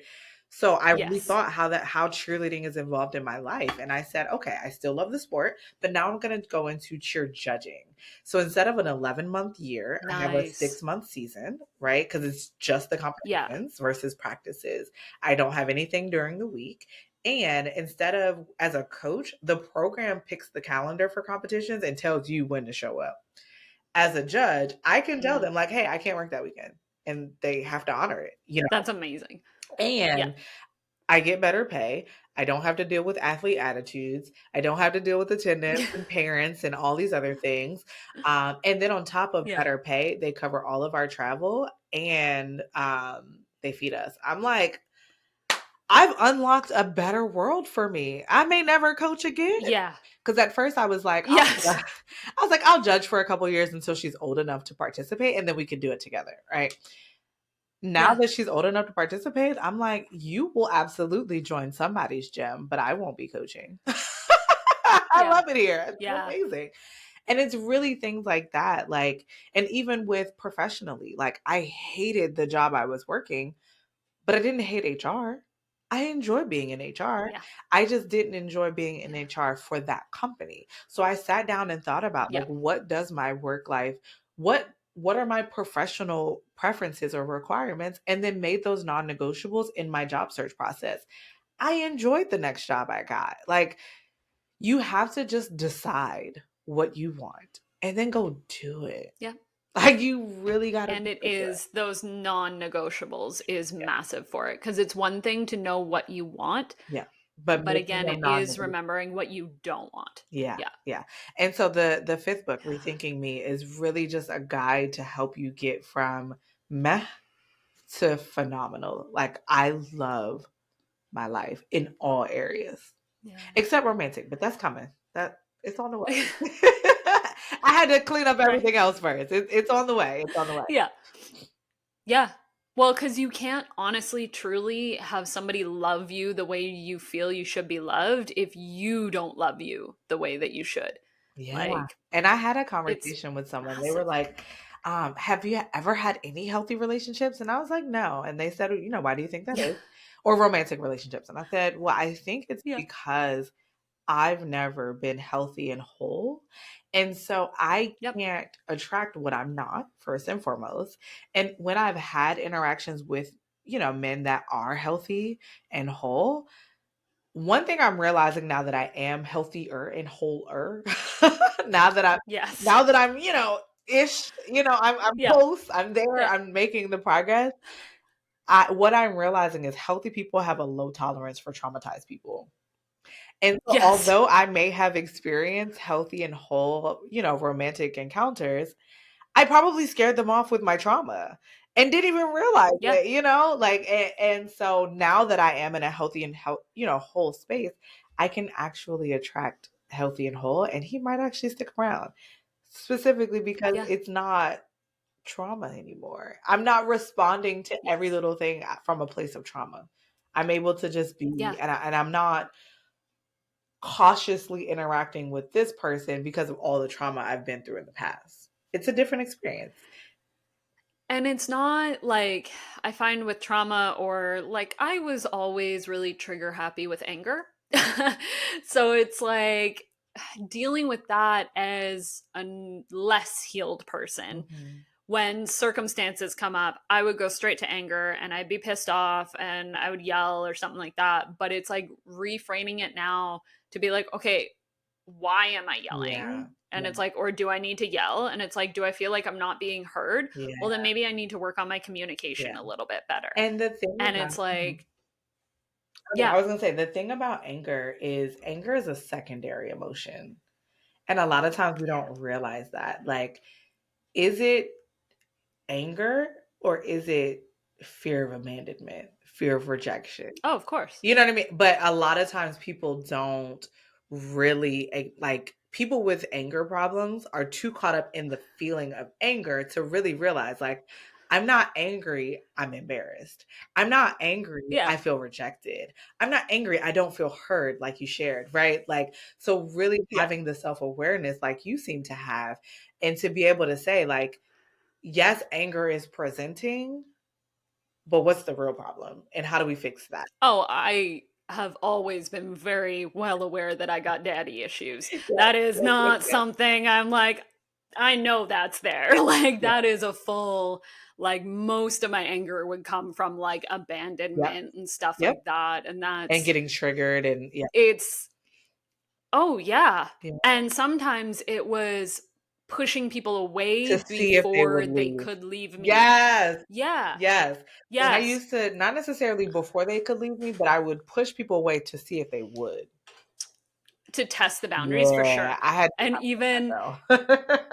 it was funny because even in like my friendships or relationships with friends, family, even like partners and stuff, it was really interesting to watch Mhm. that if I didn't trust you and I didn't like you, for a very long time, I was nicer to those people because I was afraid that they could or would leave.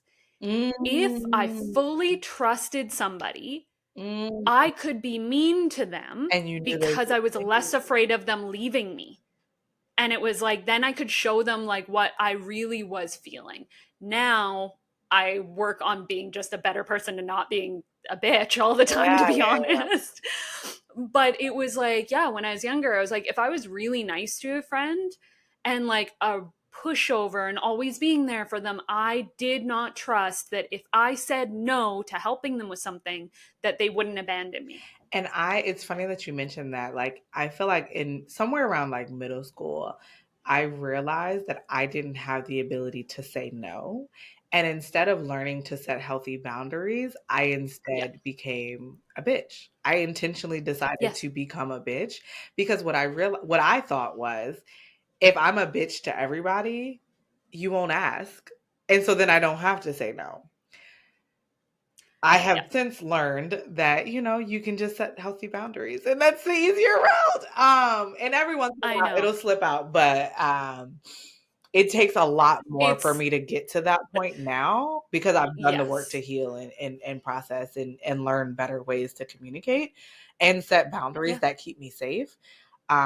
Because I realized in middle school, like people take advantage of the nice people. So I stopped being nice. Yeah. And instead of Oh, for sure. and instead of stop being nice, what I should have been able to do is say, oh, I just need to protect who I'm around and be intentional in that space versus feeling Yeah. like being nice was the problem. It wasn't the problem. It was the people I was around. For me, yeah, for me, I went to like that bitchy anger side of me because I wanted an excuse for people to not like me because I was afraid if they got close to me and knew the real me and didn't like me then, that would hurt me more than if they didn't like me and I didn't let them know me. Yeah. So it was like I was super bitchy and I wasn't close to a lot of people. I didn't have a lot of super close relationships. I just had a lot of relationships. Hmm. And it was like, oh, well, they don't like me because they don't know me. And it's like, well, why don't they know you? It was like, because you never gave them a chance, like ever. Yeah. So what do you What expect would from they people? know? Of course they don't want to be friends with you. They can feel that you don't want to Distant be and friends with cold them. and bitchy. Yeah, for sure. No, I get it. Yeah. But and now look at us. adults. I know. I love Oh it. my gosh. Ah, I'm all grown up all now. grown up. I love it. I love it. Right. And it's like, I try to remind people, I'm like, I'm still healing. I'm still working on me constantly. I'm really self aware with the Yeah. things I need to work on, and I try to work on them, but not every day. Yeah. Like, Yes. I'm sorry, I still got really bad road rage Yeah. sometimes, and I'm Please, like, please don't tempt me. ooh, I, I'm yeah. trying to do better. Don't tempt me. I, I'm trying, but you're going slow in the fast lane, and I'm just I having an hate issue it. mentally right now. Yes, I hate I don't know how many internal mind things I can use right now to be like, oh, they're unaware, they're going through their own thing. You can calm down. And Yeah, I'm yeah, yeah. like, nope, I'm in a big And truck you're and like, I'm "Pew, very pew, mad at you pew." right now. Yeah, I get it. I get it. I get it. uh, yeah, and I do love actually that like your new book, you even have a journal that goes along Yeah, with it and everything yes, too, which is awesome. yes, yes. Writing is very therapeutic for me, and so Yeah. I tried to just create that space, and I was like, you know what, I'm gonna do a journal. I love it. So Yeah. definitely being able to, process that. But yeah, I love it. I'm a writer by nature, and actually, that's how the first book came to be. It started as just a journal. Like I literally was just like Yeah. writing for my own benefit. And then I felt led to turn it into a book. That has since Yeah. helped a lot of people. So I'm glad I did. But Yeah. also, it was a situation where it was like, you know what? I just gotta do it. Yeah. Yeah, sometimes again, it's like with the podcast. It was like I wanted to do it for a while Yeah. and I was again afraid to put it out there, afraid to do it. And I was like, you know what?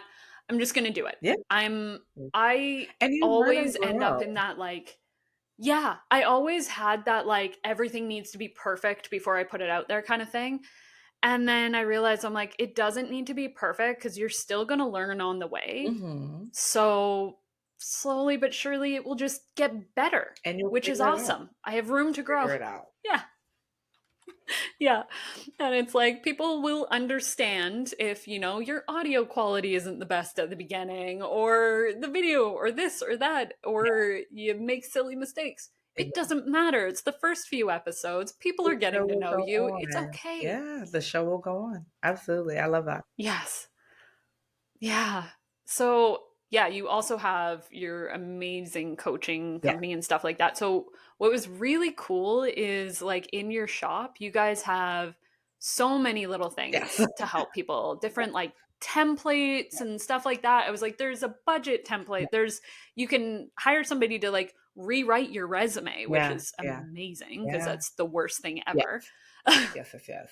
Yeah. And like replays of events and all of that. Like, there's Yeah. so much there. It was We try to awesome. be intentional about wherever you are in your process, like we have something for Yeah. you, right? So we Yeah. have like the event replays, like maybe you didn't get a chance to come to the event live, but here you go. We have, the digital content or the downloads that are like, I think they're currently at like $2.40. If you can't afford that, it's Yeah. not important enough. You know what I mean? Like it's not Yes. important.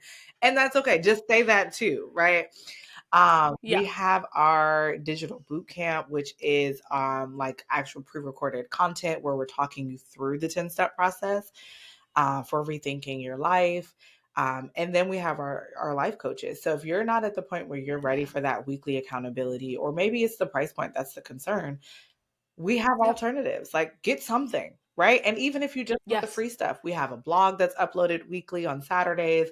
We have a So YouTube much channel amazing that stuff on there. yeah, we have a YouTube channel that Yeah. uploads on Mondays.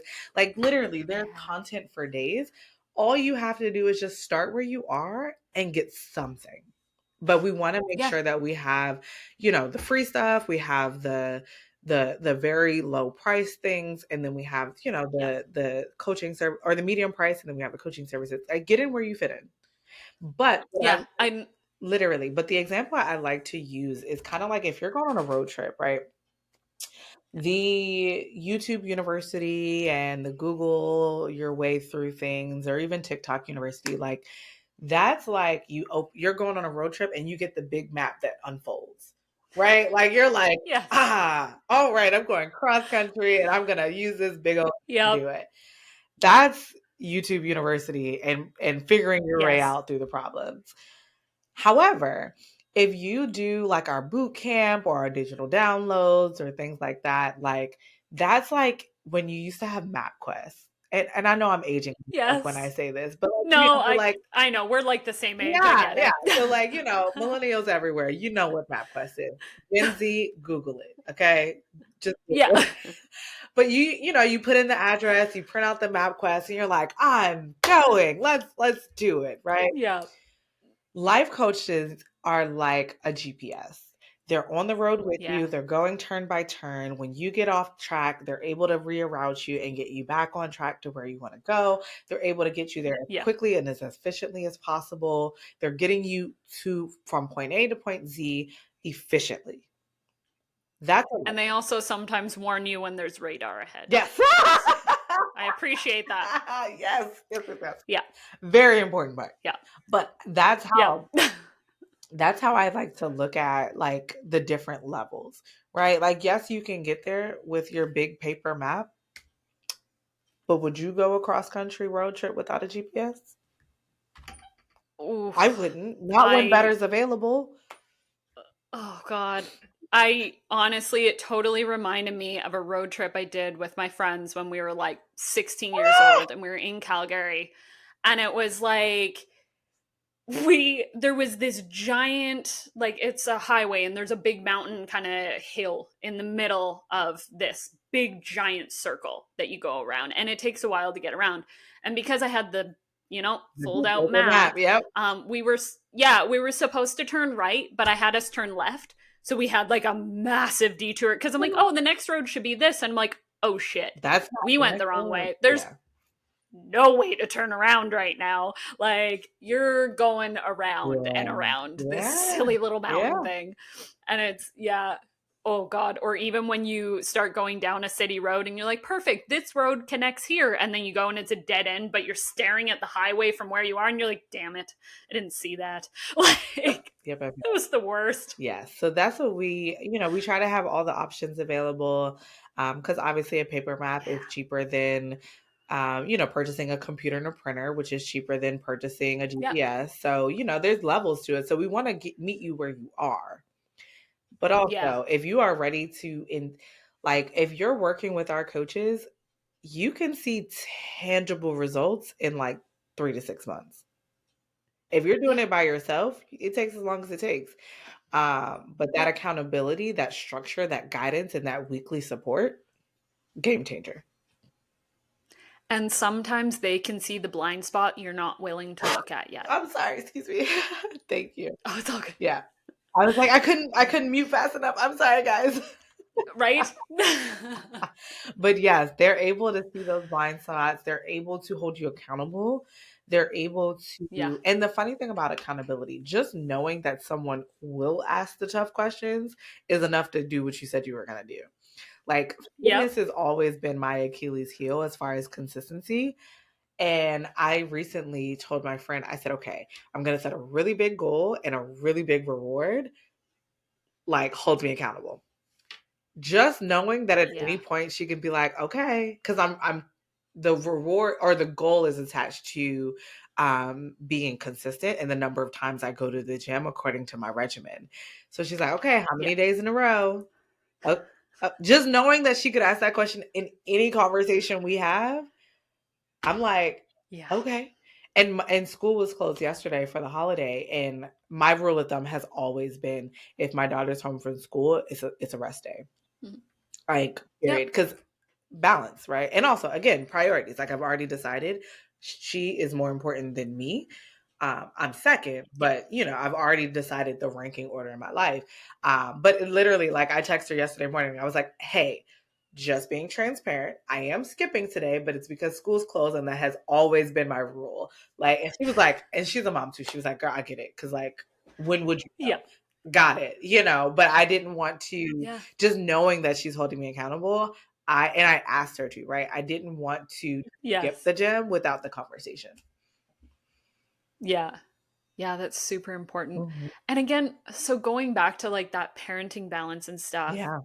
and it's knowing and still being yourself Yeah. and doing your passions and everything like that. Because I find what I'm noticing with a lot of people is when their kids move out and all of Mhm. that, like people have a hard time with it. It's almost like another stage of like a postpartum. And Oh, it's like yeah. because you don't know who you are. Mhm. You literally have spent how many years Mhm. putting everything you have into this kid. And then all of a sudden you step back and you're like, I literally don't know what to do or who I am anymore. Outside of my Because, like we identity. said, Yeah. yeah, like even in the last 10 years, how much our lives have Yeah. changed, Yeah. even before kids or Yep. during kids and stuff like that. And so just focusing solely on everything being on that person and then they're gone, it is a massive hole in your life and you don't know who you are anymore. Yeah. And So it's like yeah. it's so important for that balance And of that's why I'm like so these intentional are about it things. now. Like Yeah. and have been since she was born. Like Yeah. my first time away from her overnight was she was like 4 weeks. And then we did Right. at 6 weeks, we did like a post baby moon and Mm. um just being really intentional about taking breaks. And I want to say at like the 2 month, maybe 2.5 month mark, I had really, really, really bad postpartum. And me and Yeah. her father were together at the time, but I said to him, I said, I gotta go. Like I'm about to, Yeah. and it was funny. He was like, "You about to lose your shit, ain't you?" And I was like, "Yeah." Like I've gotta Yeah. go. And I literally checked myself into a hotel for the weekend just because. And it's really Nice. interesting. So we talked about earlier, like how stress impacts your body physically. I exclusively pumped with her. So she was fed breast milk, but I exclusively pumped. And the Yeah. weekend that I spent that weekend in the hotel, my production value doubled for no reason other than I was rested and I didn't wake up Yes. every 2 hours. And I had time to Yep. focus on myself. And that was a reminder to me that, like, oh, I'm a better mother when I'm cared for. I'm able to show Yes. up better for her. Even though that was like a physical thing that like my body was producing her nutrients. And I was even better Yep. able to do that better because I slept. I took time away from her because I needed it for myself. And so I've been Yes. intentional about, and that mom guilt is going to be there in the beginning. And I actually was having this conversation with another mom at Galentine's, but Mhm. that mom guilt is going to be there. But the more breaks you take, the easier it gets to take breaks. And the Yep. reality is, like, again, she's still number one. But how I manage that is when I'm traveling for cheerleading, she's not sitting at home alone. You know what I mean? Like she's with someone Yeah. who is so excited to spend the weekend with her. And I'm intentional about that too, like the energy, right? Like if I reach out to someone and like, hey, can you babysit this weekend? And they're like, oh, well, I gotta do this and I gotta do that. And but I mean, we'll figure it out. I'm like, nope, it's Yeah, it's exactly. okay. I don't want it to It's okay. be, yeah, I don't want it to be, The yeah, people who babysit my kid when I'm traveling doing the sport I love, these are the people that are like, oh my God, I love having Kayla. Like, yes, we're gonna go here, we're gonna do this, we're gonna do this. And, oh my God, I cannot wait to have and we're gonna do this. yeah, That's the energy she's getting. So she's not missing anything. Like, yes, we have a really close yeah, relationship, and there are times where she misses me and she has full access to me when I'm away, right? Video chat me, whatever, right? But most times she doesn't because she's having a blast. She's having a slumber party. She's yeah, having, they're going to the museum, and I'm like, she probably has more fun with and these are, family and like really, really close friends. I'm like, she's probably yeah. having more fun than she would be if we were cooped up in the house, like, you know? And she's not like when you choose that person Yeah, over the other, she doesn't feel like a burden. Like, oh, I have to do these, like, I yeah. have these I obligations and have you to need to come with behave. I me have to because, be quiet. I have to sit still. yeah, I have to entertain it's like, no, myself. you be a kid. Yeah, Please yeah. just be a damn kid. Yeah, Like, and we have to grow up that's so and fast. I think that's how Yeah, I've been able to take those mom breaks is because I know yeah, when I'm having a mom break, she's having the best weekend ever. yeah, She's not losing anything yeah. at all. And I appreciate that you still, even though it was like a couple months down the line after having her, you still realized that it was postpartum, Yeah.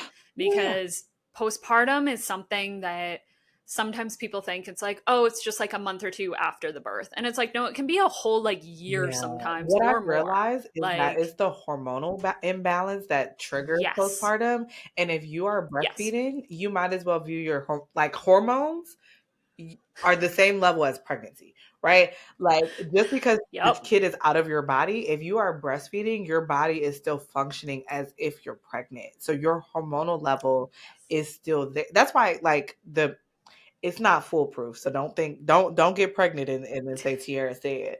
But that's why there's the running myth of like if you're breastfeeding, you can't get pregnant because your hormonal level is yeah, still just as high as if you were pregnant.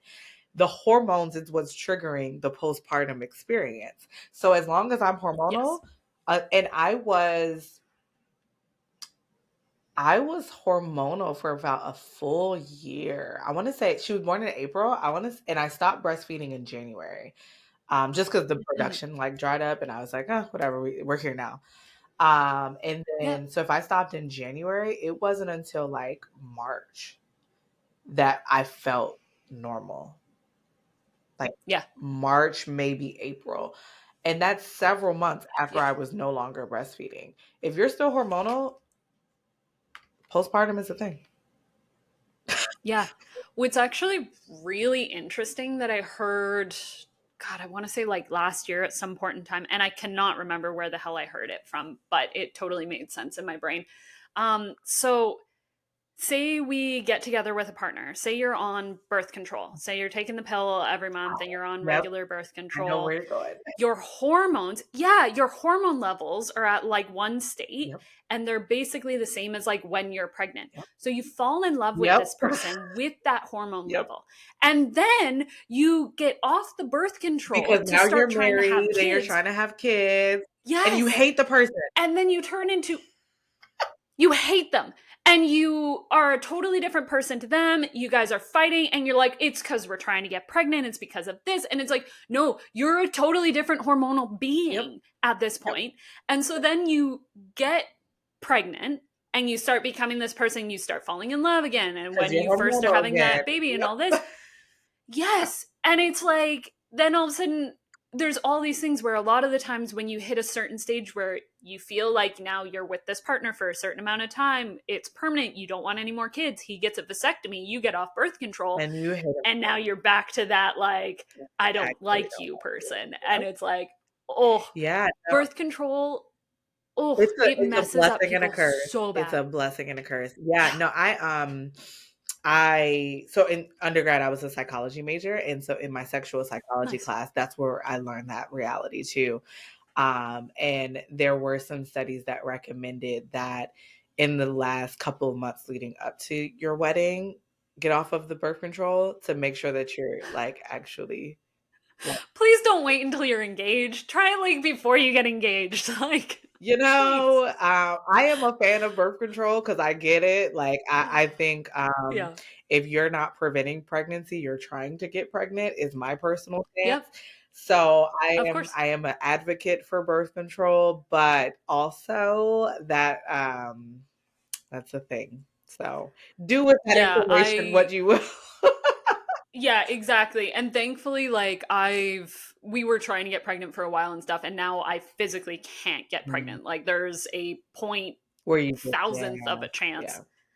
So it's like, I don't have to be on birth control ever. It's great. Yeah. Because I'm Yeah. like, Yeah. And you actually get to confirm yeah, that you like your partner. yeah. You It's know like, it's oh, I real. actually enjoy you. Yeah, like, I Yeah. actually Even, like you, thanks. yeah. It's really interesting when you start looking at it. It's like, oh wow, even, yeah, some of the young girls that go on birth control even before they're considering like having sex with a partner and Yeah, stuff like that. It's, I know that there are some benefits that people see with it for other health reasons and yeah, stuff, but yeah. It it's so changes hard everything. sometimes. Like, it's literally, It changes a oh, lot. Yeah. yeah, understanding your cycle is super important. Yeah, yeah. And it's so funny because I remember I talked about this with my therapist recently, and without going into too much detail, but Mhm. I was in a very unhealthy relationship with my daughter's father. And my therapist Mm. was with me for that journey and all of that. And I said to her, I said, so I stopped feeling hormonal. I told you like March. May Yeah. was like the beginning of the end where I started being like, wait, why am I here? You know what I mean? And I ended up leaving the relationship that September, but literally within 2 to 3 months, I was like, I'm asking Yeah. myself, like, why, why am I in this relationship? Huh? It's so tricky. Yeah. Yeah. And it was nothing tangible had changed other than I stopped being hormonal. And the whole time we Yes. lived together, I was pregnant. Like we moved in after I had gotten pregnant. So like Yeah. I was like, whew, I don't mm, It's this is scary. it's so hard cuz yeah, it's so hard cuz I feel like men blame things on our period and stuff like that or us being hormonal, but it's like you need to understand that every single week, every single month, my basically my brain Yes. chemistry like gets changed. Yes. And it's like I can't control You really that. cannot. No, and it's like I wish I was the same person all month. That would be amazing. That would be so And you easy know to what's get shit done. interesting? The interesting thing about Yeah. that is men, what we go through on a monthly basis, men go through it on a daily basis. So the Mm, fact that we get so much flack for it, like literally our 28 yeah. day cycle is their 24-hour cycle. That's amazing. And it's like, are we the crazy ones? I don't I No, don't I don't think it's no. us. I don't think it's us. We're just more outspoken about our general And we feelings and just emotions, I find, we own than our shit and we're okay with it. yeah. Yeah. Yes, yes, yes, yes. It's yeah, I have those moments where I literally will go to my partner. I'm like, "Hey, you probably don't want to be around me today. I feel a little psycho."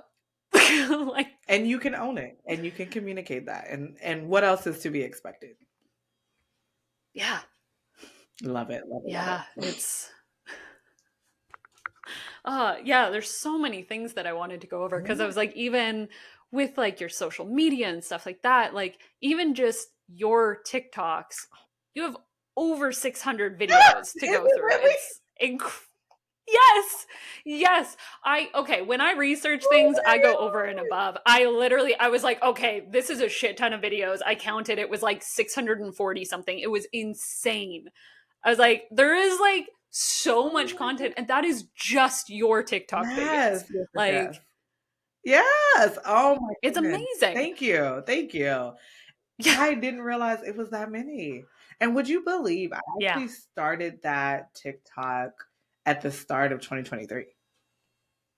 I Yeah. literally That's I'm a insane. millennial, but I'm a geriatric millennial. And I literally like my younger sister is a Gen Zer and I literally had to be like, Yeah. what am I doing? Like it took me months That's me like all not the time. to really understand TikTok for real. And I was like, how does this work? And then once I figured it out, I was like, oh, I can do this. Yeah. But no, I Yeah. love TikTok. When it comes to like content creation, TikTok is my preferred. And I, like I said earlier, I have a social media manager. Like I'll post on TikTok and then she'll take it and like duplicate it to everything else. Yeah. But I love it. And TikTok I is fun. love yeah, I love that you show up honestly, like Yeah. authentically you. Yeah. And it's not like this staged background and this Yeah. perfect, pretty thing. Sometimes you're in your car driving and Yeah. it's just like, I've gotten yeah, flack for that. They were like, wait, are you driving? I was like, yes. maybe. Maybe, and sometimes it's like Yeah. I'm doing my hair. Sometimes I'm cooking my daughter breakfast or, because I really try to Yeah. like, I'm not the content creator that feels like it's Tuesday at 1 o'clock and I have to record content and I have to post a video. I'm not that content creator. If I don't feel led to say something, I'm not No. going to say anything. Yeah. But when I feel led to say things, Yes. I say things. And that's it. And that's it. And so Yeah. when the mood strikes for me to say something of substance, I just hit record. It doesn't matter what I'm as long as I'm dressed Yeah. and decently presented, show goes on. I know. And I feel like right now there's like two separate types of Yeah. content creators. There's ones that sit in front of the computer, type into Chat GPT, like, what are the pinpoint things I need to talk about here? They create like 5 to 10 videos through that, and then they schedule them out and post them. And then there's the other people that are just like, oh shit, I have something to say right now. Let me And it's just say like, it. go Yeah. to it. And I feel like people can feel that Yeah. authenticity and feel the more connection with it. And you don't feel the heart as much behind some of the Yeah. others. And people are starting to realize that a bit Yeah. more. Like People don't want when to I be see selfish. pictures, no, People don't want to be, and no, even they with want to my see you. yeah, and even with my YouTube channel, that is a little bit more planned as far as like what I'm going to cover. I'll literally have like the Yeah. topic and like 5 bullet points.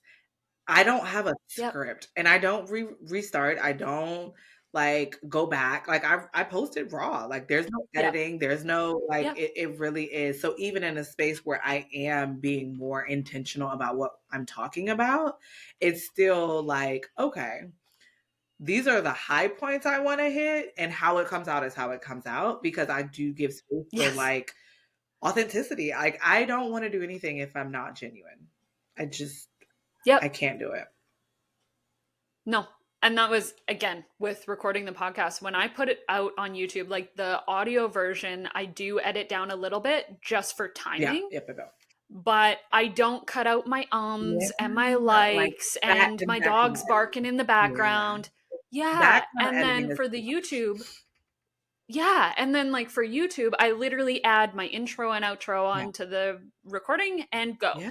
Unless we needed a pee break, then I'll put a little thing. Yeah. But it's But like, yeah. that's it. And I think it's really about, and Yes. to your point, I think people are starting to like realize, like, especially on TikTok, it's like every time you scroll, there's a little orange like commission box. And it's like people don't want to be sold.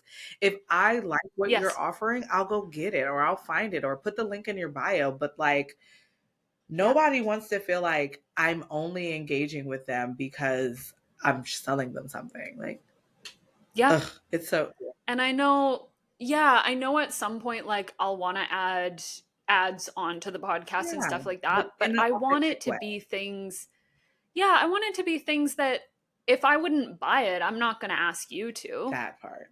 Like, yeah, Yeah. Yeah. I don't know. It's, yeah, it would be like, I don't have kids right now. So, like, me pushing like childcare products and stuff like that. I have friends that, yeah, sure, it would be great for them. But unless I have a shit ton of reviews or I could literally test it out It myself doesn't to make see if sense. it's good, It doesn't make sense. I'm not going to suggest it to Yeah. somebody. Yeah. Absolutely. And I've always tried to be that way. So I'm with you. Yeah. Sometimes I'm a Which little too I honest. appreciate. Yeah. Sometimes I get in trouble for being like too open. Like when I published the first book, my family was like, wait, what? You, Yeah. you, huh?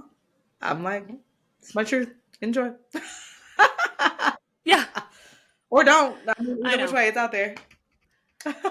I know. And it's funny because even the last episode I posted for the podcast, for the YouTube version, I did go more into some traumatic Yeah. experiences that happened with me personally. And so I made a point of like telling my mom and my husband, like, hey, you're going to want to listen to the podcast episode, not the YouTube episode this Yeah. week, because There's it's just going to be a little harder for you. yeah.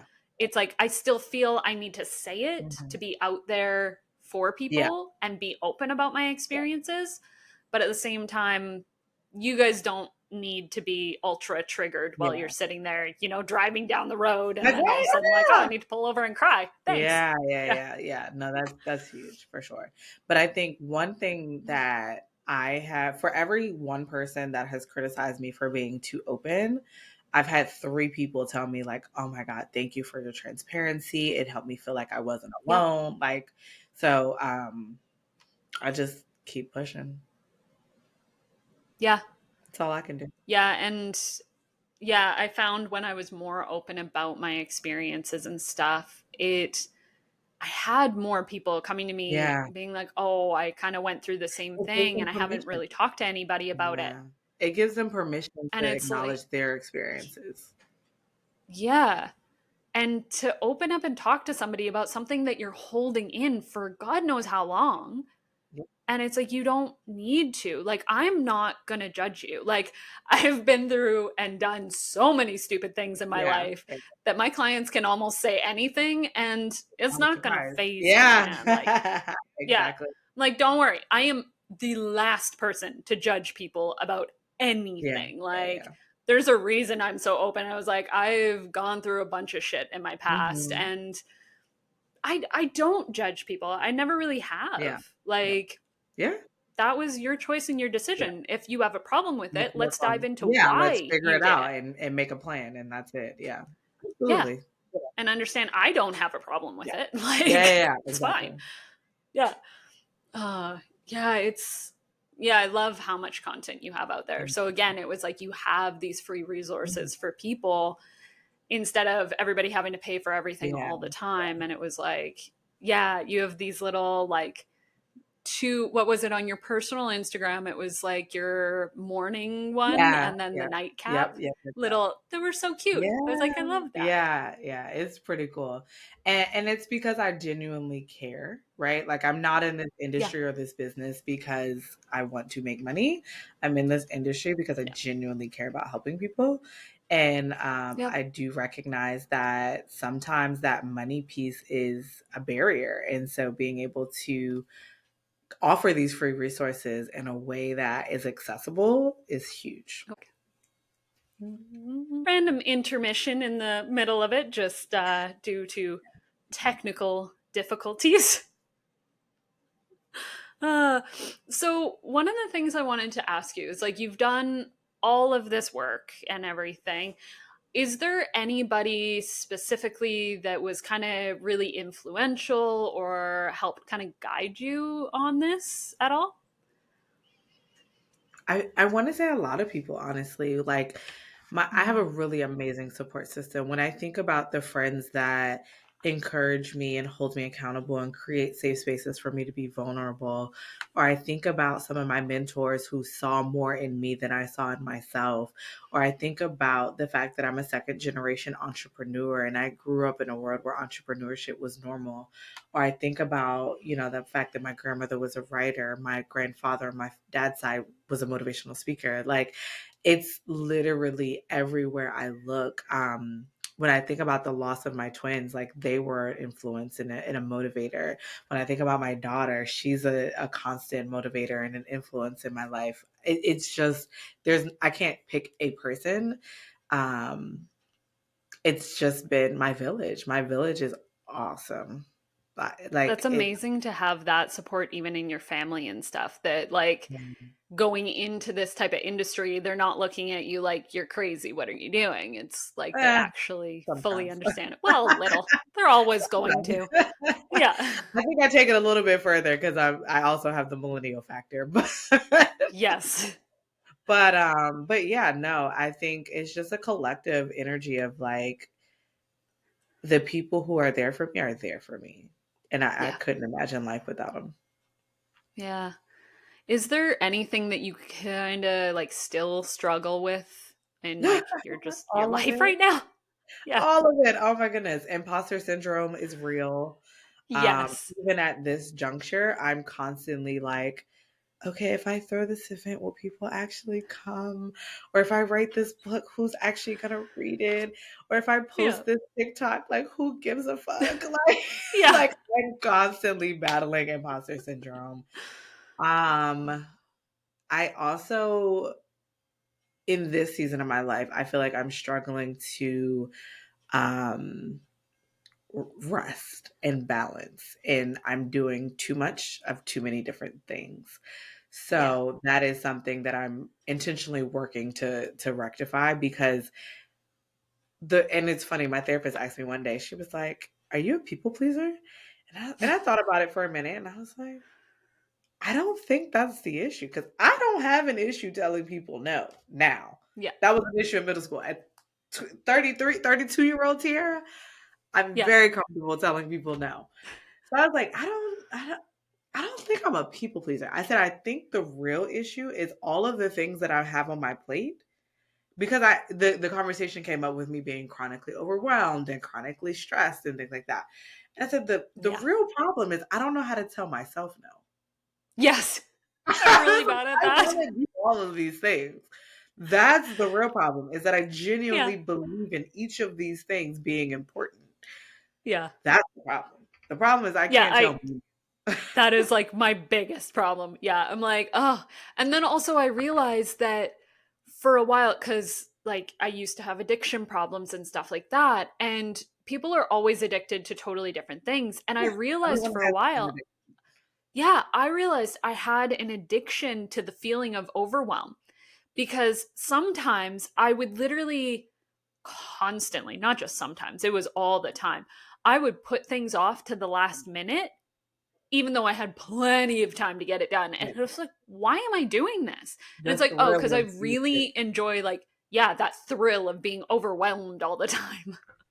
Yeah, and the reality is we all have our addictions. I think Yeah. some of them, when you think about like alcohol and drugs and things like that, like obviously that has a greater impact to you physically.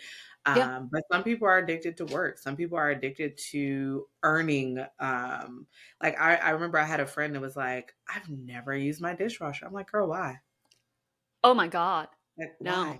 That's not, you don't get a badge of honor because you worked harder. Oh, Like when you get to heaven, you don't get like yeah. a VIP section because you worked harder. Huh? Yeah. Hire the housekeeper, It's get knowing in your there. resources and Yeah. using them. Yeah.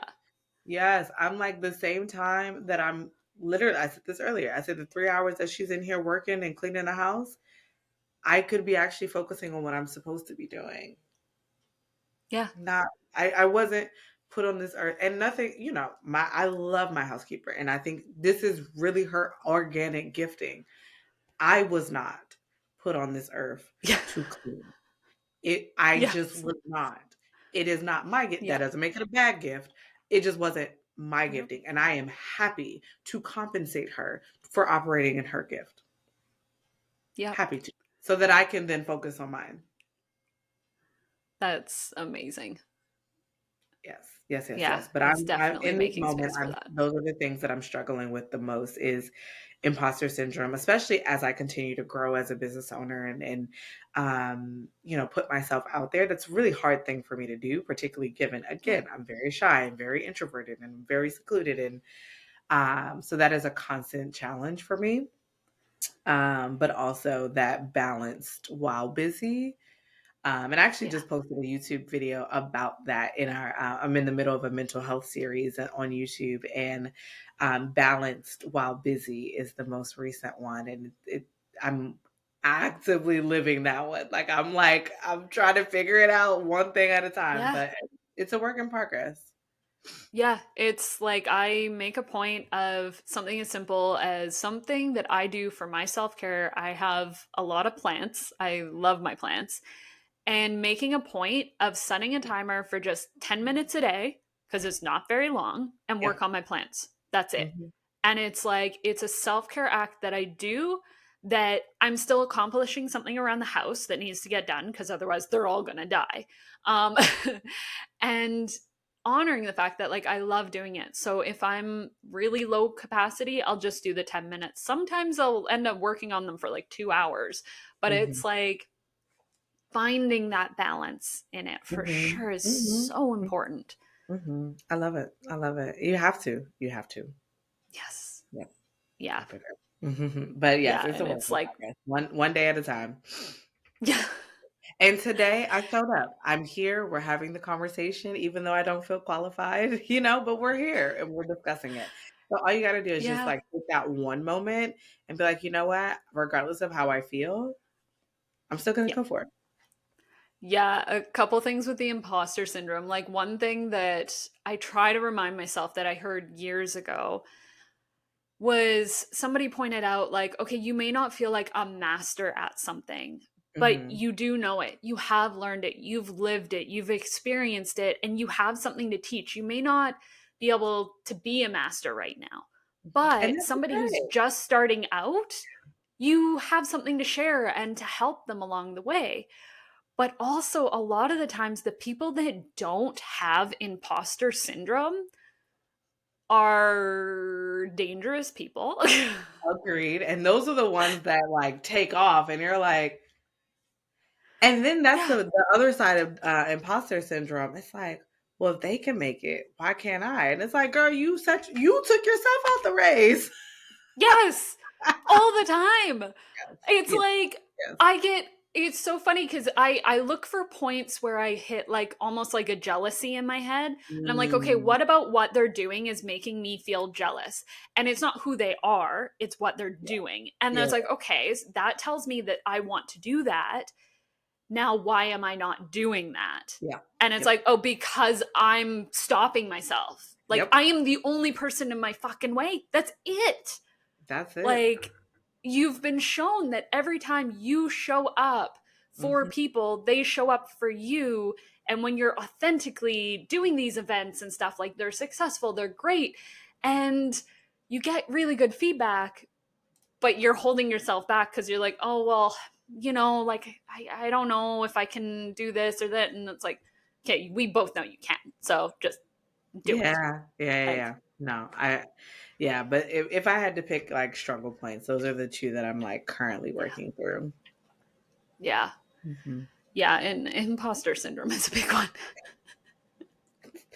That one is an ongoing journey. Yeah, Yeah, it yeah. is. And yeah, I like to think of like, again, it's like when I'm putting things out there that maybe it doesn't get the biggest traction or something right off the bat. Mm-hmm, But mm-hmm. sometimes it can be just like you're building up your castle and then people are going to Yeah, come and stay there later. It's like you just need to yeah, build this up and show people that, hey, you know what? I'm yep, not the yep. best and brightest and most out there and popular person, but I'll show up. And And people appreciate that. yeah, Yeah. And that yeah, authenticity is huge too. So I've learned to just work through it, but and also mhm, my support system is very helpful in that too, yeah, because they are able to and they feel free to speak what sometimes I don't see in myself. yep, Um, and I have, people who will be like, girl, that video, oh my God, I love this, this, this. Or they'll come yeah, to an event and be like, oh my God, I had this takeaway and I had this. And so in my mind, I'm like, they're coming to support me. But then to yes, know that they came, even if the original intent was to support me, but they came and walked away with, I'm like, yeah, oh, I'm doing something impactful. I'm doing something of value. And yeah, that feels great. That helps me manage the imposter syndrome. yeah. Yeah, it was funny and with one of my friends recently too. We were talking about. She's like, "Yeah, there's people in our community that are putting on events and doing this and that honestly probably shouldn't be. Like they don't even have like the basics of what they're trying to do. They're trying to like help people with mental health things and all that, and they have no background, they have no education, they have nothing, and they're putting themselves out there and people are paying for these events." And she's like, and then we have people like you who are sitting there and have all of this knowledge, have all this work, and you just won't put your fucking face out there. Yeah, Like, do yeah, it. I was like, yeah. oh, right. Like, Okay. yeah, yeah, Fine. keep Yeah, doing this. yeah, yeah. We need Right. people like that for sure. Yeah. Oh, so what's something you would advise like most people to just generally, what's like some of the top things that you would suggest for people? For people With who can. regards to what? Like Just their dealing? lives. Oh, just general. Yeah. A couple of things that have been helping I guess I could say that have been helping me lately is Mhm. one thing that I saw on social media, and I'm repeating it, but they said you can do anything, but not everything. Yeah. You can do Yeah. anything, but not everything. Yeah. The other thing that I will say, and this is specific to women, sit down, sit down. Like just stop. I think far too many times we have conditioned ourselves to believe that our work and our worth and our value is attached to our work and our output. Yeah. Stop. Like Yeah. stop. Like it's just not even worth it. And specific to the moms, if you are not in your top three, stop. Yep. And not just on paper, but like actually your top three priorities in this world, you should be somewhere in that top three and Yeah. actually living that, because you do not get. And what I will say is a lot of times when we make our kids our whole world, like my kid is the best thing that has ever happened to me. And also, I'm a business owner, I'm a cheer judge, I have friends, I Yeah. travel, I have fun. You know what I mean? Like I am Yeah. also like yes, being Kayla's mama is my favorite title, but I Yeah. have other titles too. And Yeah. so the reality is when we make our kids our world, we put them on this pedestal and then there's this innate resentment because motherhood is a thankless role. So I've literally Mhm. given my entire life for you and you're not going to say thank you the way and the frequency that I need you to say thank you for putting Yeah. for my decision to put your life on a pedestal, Yes. right? Yeah. And it leads to this resentment. But what I want mothers to hear is that type of resentment. The children can feel it. Yeah. The children can feel it. And so the way that you manage avoiding that process is by actually living your life as well. Like, yes, make sure your kid is good, but also take vacations. Also, have your self care, take care of you, and do the things that you want to do. Like for example, I had a networking mixer for my church group that I host, and my Yeah. daughter could have come, but I was like, you know what? I'm gonna call the babysitter because why not? You know, and the Yeah. babysitter comes to our house, and it's funny because she actually went to bed early that night. I don't know. It was a Friday night. I guess she was exhausted. She told the babysitter, she was like, "Okay, good night." She's 3. She's not even 3 yet, right? And she literally, like, That's walked up the amazing. stairs and, like, put herself in the bed. So, I'm glad that I did, but even beyond Mm. that, just to be able and again, I could have taken her, and in some instances, I Yep. would have taken her because it just was a networking mixer, you know, no big deal to have my kid there because she's a well-behaved kid. But Yeah. in that moment, I said, "You know what? I'm gonna choose to just go show up as Tiara." Yep. Yeah, I try and create spaces like that for some of my friends because a lot of them are moms and a lot of them actually homeschool. So Mm, they don't have it's that break harder even for during that. the day. Yeah, yeah. Yeah. It And so I almost try and becomes make a your point. identity to be a mom. Yeah. Right. And so then I try and make that point of like having them over and stuff like that and doing where I say, okay, actually for this, I'm not going to have kids come because when I do that kid friendly space sometimes, then they feel obligated to bring their kid and they can't just relax and be themselves for a minute. Yeah, yeah, And it's like, or if one friend brings a kid, then they're like, oh shit, I should have brought my kid. Now I feel guilty about not bringing them. I'm like, no, yeah, like, let's just get rid of that guilt. It's yeah, just going to be a friend group thing right now yeah. and just be And I will yourself for a say little bit.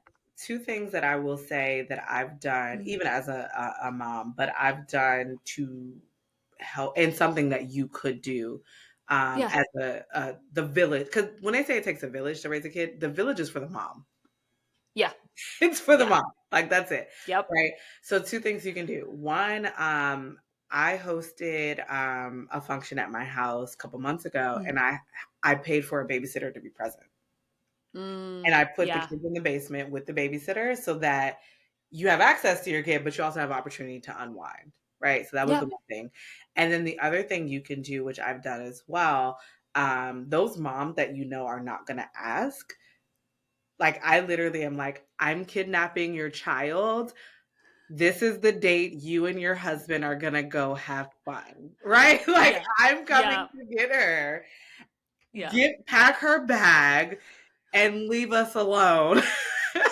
Yep. And I did that for a friend. I literally was like, okay, Labor Day week. I think it was Labor Day weekend. And I was like, Labor Day weekend, pack her bag, make plans with your husband. She's coming with me. And it worked out. Like, I mean, we had a blast, and to be able to Yeah. do that. And and that friend has done that for me as well. Like, especially now Yeah. that I'm a single mom, she's like, listen, I want to say my birthday weekend. She was like, girl, she's here. Like, she's staying with us this Yeah. weekend. Like, just go Yeah. Yeah. You go do do whatever you want you. to You do have fun. Yeah. by all means, right? And so, those kind of breaks where, like, especially the moms that are not going to take it on their own, sometimes you have to Yeah. say, like, listen, this day, I'm taking your child. Of course, with somebody Yeah. that, feels comfortable with you taking their child. But that's another way you Yeah. can kind of like Just create, randomly show up at their house, like, I'm hey, taking your kid for the day. pack a It's fine. bag. Yeah, no. Yeah. Most of them would be like, sweet, enjoy. Bye. Yeah. But it's creating those opportunities, or especially for like new moms, like just Yeah. coming over, because a new mom is less likely to let you take the kid out of the house. But maybe coming Yes. over to say like, hey, go take a nap, go take a shower uninterrupted.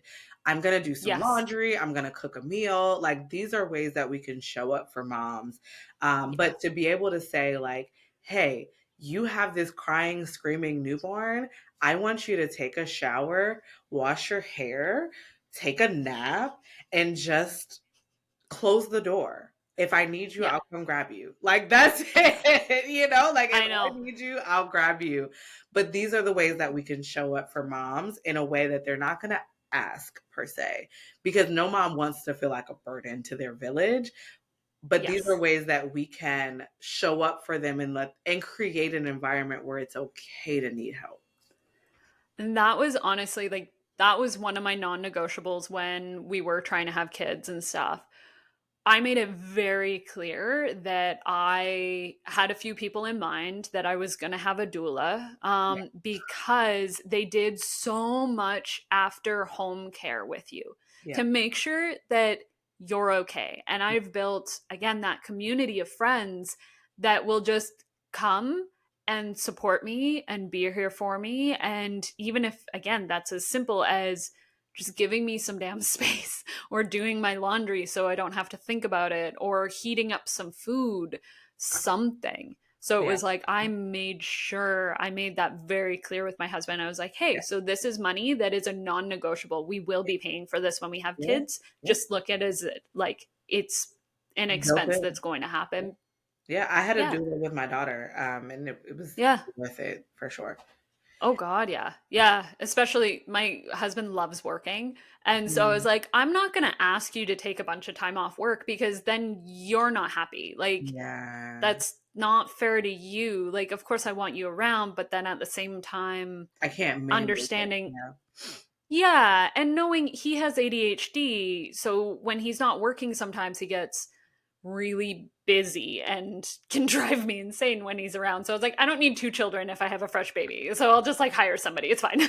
Like, understood. yeah, Understood. Yes, yes, yes, yes.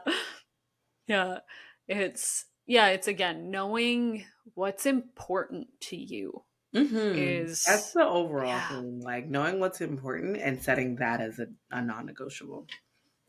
yeah, That's it. yeah. And some things, yeah, and some things are more important to other people. Like, again, like you said in the beginning of the book and stuff, I really, really loved how you were like, this is important to me, and this, and this, and this. And it was like sitting down and looking at, it wasn't just one part of your life, it Yeah, was every, all aspects of your life. yeah, yeah, Yeah. yeah, yeah.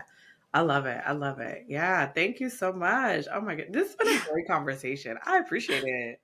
I I love I've it. gained something from it. I appreciate it. That's honestly, I've said I do the podcast for me because Yeah, I'm like, okay. yeah, I'm like, I want to talk to these people. I'm Yeah. excited to like, oh, I love it. And so now it's like, oh, now I'll find you on the socials. I'm like, I'll follow and Yeah. yeah, have Yeah. more things to look at. And Love it. yeah. Thank you so much. I'm honored to be here. Thank you. Oh, and okay. So one of the other things I wanted to kind of go over. So what what's your plan this year? Like, what are you, I know you have your events and stuff like that. Are you gonna work on another book right away? Or what are you doing? I'm doing a lot. Oh my goodness. So yes, I am working on growing Rethinking Me to be sustainable and continue to grow and balance. I want to grow effectively. Yeah. Right. Like I want to make sure that we're able to still offer the same quality of coaching client to our clients and things like that. But professionally, full-time entrepreneurship is on the horizon and it will happen this year. Yeah. Personally, I'm actually looking at another house. So I'm going to sell the house I have now, buy a new one.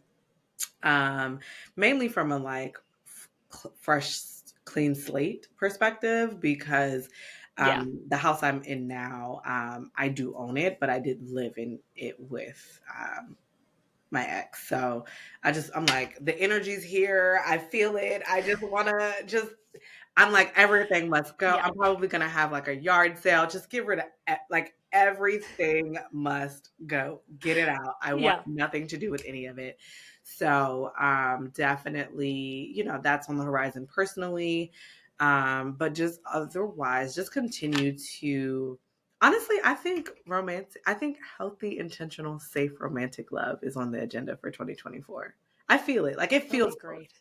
It feels Yeah. really, really close. So, um, that's, I think that's coming this year. I really do. I'm putting it out there because law of attraction is real. So now that I've said it, it has to. Right. It was actually the law of attraction thing made me laugh because partway in the book you talked about or either online or in the book or something, you were talking about parking spaces. Yes. And like, Yes. oh my God, I was laughing so hard But because my yeah, husband has never been like a super spiritual person or manifestation person or yeah. stuff. But since the day we met, he is the only person I know that always, when they talked about getting more parking at our mall, he was like, "What are you talking about? There's enough parking. I get like a front parking spot every time I'm there, Yeah. Yeah. even in Christmas." And I'm like, "You are the only person in all of the city that thinks that way." It's, Like, it's but I've expectation. watched it. It's expectation. And Yes. that's the biggest piece about the law of attraction that people miss. Yes. You, what you believe you deserve is what you draw to you. Good, bad, or indifferent. And that's a hard pill to swallow in some cases. Yeah. But the fact that I expect a good parking spot, it's like 95% of the chance. I'm gonna He get a gets the same parking spot at the grocery store every time he goes for the he last like 10 expects it years. to be And I'm there, like, and it will. this is stupid. Yeah. And it's literally just expectation. Because I fully Yeah. expect to have a good parking spot, I promise you, 95% of the time, it will. And it's literally Yep. either they're just pulling out or it's sitting there waiting for me, or like I pull Yep. up and they're pulling out. Like it never fails. And sometimes it's like, okay, let me circle one more time. And then boom, that person pulled out and it's Yeah. like, thank you. It never And fails. it's the expectation, but it's fully believing it. And it's like a different sense inside of you when it's like, I expect this or whatever. It's like there's a difference between saying Yeah. I'm going to get the best parking spot and feeling Yeah. inside of you that like You just that's know mine. it's gonna be there. And I think Yeah. even back to like romantic love, I've always Yeah. wanted love. I've always wanted Yeah. to be a mother and a wife, like since I was in middle school. Like that's always been on my radar. But did I always believe it would happen? Did I always believe like it was actually going to happen for me? Right? Like, Did you deserve did it? I feel like I Like, deserved it? Did I feel like, yeah. you know? And now I think I'm finally at a place where I'm like, yeah. I do. Yeah. And so now I can actually welcome it into my life. Yeah. Yeah. And it's again looking at the past relationships, even with your parents, of like trying to, if there's things that you would not want in a partner that your parents taught you that's what love looks like, it's finding a way to work on that for yourself before you get into the relationship. Because it's Mhm. like, Mhm. yeah, Mhm. Mhm. yeah. If Yep. they didn't emotionally show up for you and your brain's like, that's what love is, not emotionally showing up. And then you go into a relationship, why does this person never show up for me how I want them to? And it's like, well, because you literally are saying like that's what This love is what means to love you is. and Yeah. that's what you're accepting. Mhm, mhm. I Yeah. recently read a book at the encouragement of my therapist, but it definitely helped to people who, if you related to that sentence, this is for you. But the book is called Adult Children of Emotionally Immature Parents. I have heard about that book It's so amazing. many times and I was like, I really need to read that Yeah. book.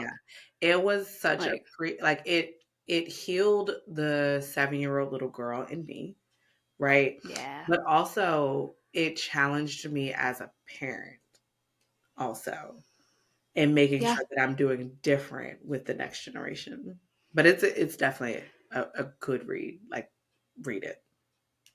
Yeah. Yeah, I definitely want to. And yeah, with your daughter, it's like it's showing her like loving her like you would like to be loved or you would Yeah. like her partners to Yes. treat her. And then also like living your life like you want her to live her life. So it's like if you're putting all of your passions and all of this aside to be a mom, and then when she grows up, she All she puts knows is to be a mom. everything above herself, Yeah. or even like everybody else around her, a partner or a work thing, and she's putting everybody before herself. And Yeah. you're like, why are you doing that? I told you not to do that. It's not good for you. And you're like, Yeah. yeah, but Yeah. she's going to do what you showed her, not Not what what you're you told telling her her. on it. Yeah. Absolutely. Yeah. And I'm really Yeah. intentional about that. Like, making sure that Yeah. she sees me with my friends, making sure that she sees me, um, ideally, I want her to see me being loved romantically and in a safe way. I want her to see me Yeah. travel. I want her to see me in the cheerleading space and as a business owner. Like, there are some events where she's there, and it's Yeah. specifically because I want her to see that this is normal, right? Yeah. And working through that balance. So that's top of mind for me, for sure. Yeah. And how to, in a better way, healthfully like deal with emotions and stuff like that. I Like, am her that's, emotional ooh, coach. I view yeah. my role as her mother as the emotional coach, but that Yeah. requires me to have emotional management. Like, I have to manage my emotions in order to be a safe place to help her process hers. Yep. And Yeah. honestly, my almost 3-year-old is more emotionally mature than most of the adults in her life. Yep. Yeah. It's really interesting when you actually start looking at the difference in Mhm. kids when their parents Mhm. are emotionally there for them. Yep. And it's in some ways like I like some of the gentle parenting and stuff like that, but I find some people are doing it in a very, again, like this yes or no type way. It's sometimes a little too gentle, Yeah. where it's like if a Yeah, kid's I'm screaming somewhere in in your the middle. face, Yeah, I'm somewhere in yeah, the if middle. I am a gentle parent in a sense of, like, I create space for her to express her emotions, but you have to do it yes, respectfully, right? yep, I create space for her to be honest about how she feels, but yep, again, respectfully, but I also treat her with respect, right? yes, But then there are times where, when she does something that I know she knew she was doing something wrong, I pop her. Because at the yeah, end of the day, you knew it was wrong. You looked at me confirming that you knew it was wrong. Stop this, right? yeah, And then when you're yeah, crying, I will gladly give you hugs and cuddles and remind you yeah, that I do still love you. You're just in trouble. yes, So I'm yes. somewhere in the middle. I'm somewhere in the middle. I can't all the way go to gentle parenting because I think when it goes No, so far well, on the extreme, we have bad kids that really, like, Gen A is a of course, nightmare. Gen A is a yes, nightmare. I and Oh my gosh. I feel like people have almost like a misunderstanding of what gentle parenting actually is a lot of the time, where it's like, it's not having your kid yell and scream in your face and be like, it's okay, sweetie, to have emotions. It's like, no, no, you're totally valid. Your emotions are valid. You are allowed to have them. We'll work through them together. Mhm. But you're literally abusing me right now. Yeah, And that is not okay. yeah, Just because I'm your mother does not mean that you can kick me, you can hit me, you yeah, can scream, and I'm going to tell you it's okay because you're having big feelings. yeah, yeah. It's finding It's that balance with things, setting like healthy respect the boundaries. people around you. Yeah, it's Yeah. setting healthy boundaries, but it's also respecting her boundaries, right? Yes. And then we'll do things like, one thing that I do with my daughter, we'll do breath exercises. Or if she's Yeah. struggling to wake up in the morning, we'll do some yoga. Like it's that kind of thing. It's about, or when she's scared, one, teaching her the word. Like if I can tell that she's scared, I'm like, are you scared? Or if I don't know Yeah. what she's feeling, I run down, are you happy? Are you sad? Are you scared? Are you angry? Are you hungry? Are you sleepy? Are you frustrated? Like, Yeah. really running through. And then when we get to the one that's it, then we work through problem solving, like learning to identify and manage emotion, I think is the goal. Not just accepting abuse and letting your kids run amok and do whatever because you're afraid to hold them accountable. Kids love Yeah. and value accountability and structure. Um, Yes. and that's just what it is. And so, yes, I pop my kid, but that's never step one, right? Like it's like step 4 or 5. But step Yes. one is like, hey, don't do that. Step two is, Yep. then you start using the full name and, it elevates them Yeah. and the tone gets a little sterner and things like that. But it's Yeah. never and I think that's the difference. It's like, no, hitting your kid should not be step one, but Mm. also letting your kid hit you should never be a thing. Like if we're respecting Oh my boundaries, God, the let's amount of set kids boundaries. I've seen, yeah, hit their parents and stuff like that out of frustration. And I'm Crazy. like, Crazy. okay, you got to respect your elders. Like, this is bullshit. And not even Like, necessarily elder. I don't want you to hit, bite, kick anybody. anyone. Yeah. And I don't want anybody to hit, bite, kick you. Right? Like one of her classmates Yes. did her, and I was ready to pull up to the school. Like, I beg your pardon. Why are we Right. allowing children to do this? Oh my God. So my niece came and stayed with me for a little bit. And like I was taking her to school and stuff like that. And I heard of an issue that happened at the school with one of the kids. And I was like seething. I'm like, you're not even my kid. And I just want to go to the school and just, oh, I was like, okay. I'm like, I couldn't imagine if I was your mom right now. Like, Yeah. 100%. I would be Yeah. at the school and just be like, this is not okay. Like, they were giving, oh my God, what was it? It was like, I don't know, stickers or something for the bad kids not being horrible that day or something. I'm like, yeah, but where's everybody else's stickers? Like, you're telling the bad kids that if you have a good day, you get a sticker and a reward. But I'm like, what about all the kids that are just good fucking kids every day? What do they get for being good? You're rewarding the shitty kids. And the other kids are like, okay, well, so to get attention, I need to I be need to be a bad. bad kid and then have a good day versus just being a good kid. Yeah, Yeah. I was that's like, not okay. what? No. I'm like That's sitting there, I was like, unforgiving. oh my God. I was like, now that was like one of the clear moments where I was like, when I have kids, I am gonna probably homeschool for a bit because I was like, I would lose my mind. I just, Yeah. No, yeah. she was home for probably like 18 months before Yeah. she actually went to school. COVID Yeah. baby. We were both home. It didn't matter. But Yes. at 18 months, I put her in school because I still had a full-time job. So I'm like, I can't Yep. work and teach. And she needed Yes. the education. So I put her in daycare then. But it was really Yeah. helpful to have that bond and that connection and that one-on-one care first before putting her in school too. So Yeah. And it's also the social side of things too. Like I that's get helpful. like, Yeah. Like she has yeah. friends now and she has a Yeah. best friend and it's, and then, the being able to connect with her peers and stuff. Yeah. But it's a constant learning process as a mom for sure. Oh my God. Like, it's a constant learning process just being a human, let alone also taking into account somebody else's life, not just a daily, but you're thinking about their future and who you Yeah. want them to become. Yes. So you're like, okay, if I do this, it might cause this to happen. And you're like, oh my God, that would stress me. Mm-hmm, mm-hmm, mm-hmm. Like, because I can deal with my own consequences, but I always joked that when I got pregnant, instead of saving for a college fund, I would save for a psychiatrist fund because I'm like, I know I'm going to screw them up. I'm well aware of this. I'm like, I'll at least just pay for the Yeah. counseling because I'm Yeah. going to cause it. Yeah. And it's funny as you say that. Like my number one goal since the second I found out I was pregnant was to not be the subject of her therapy sessions.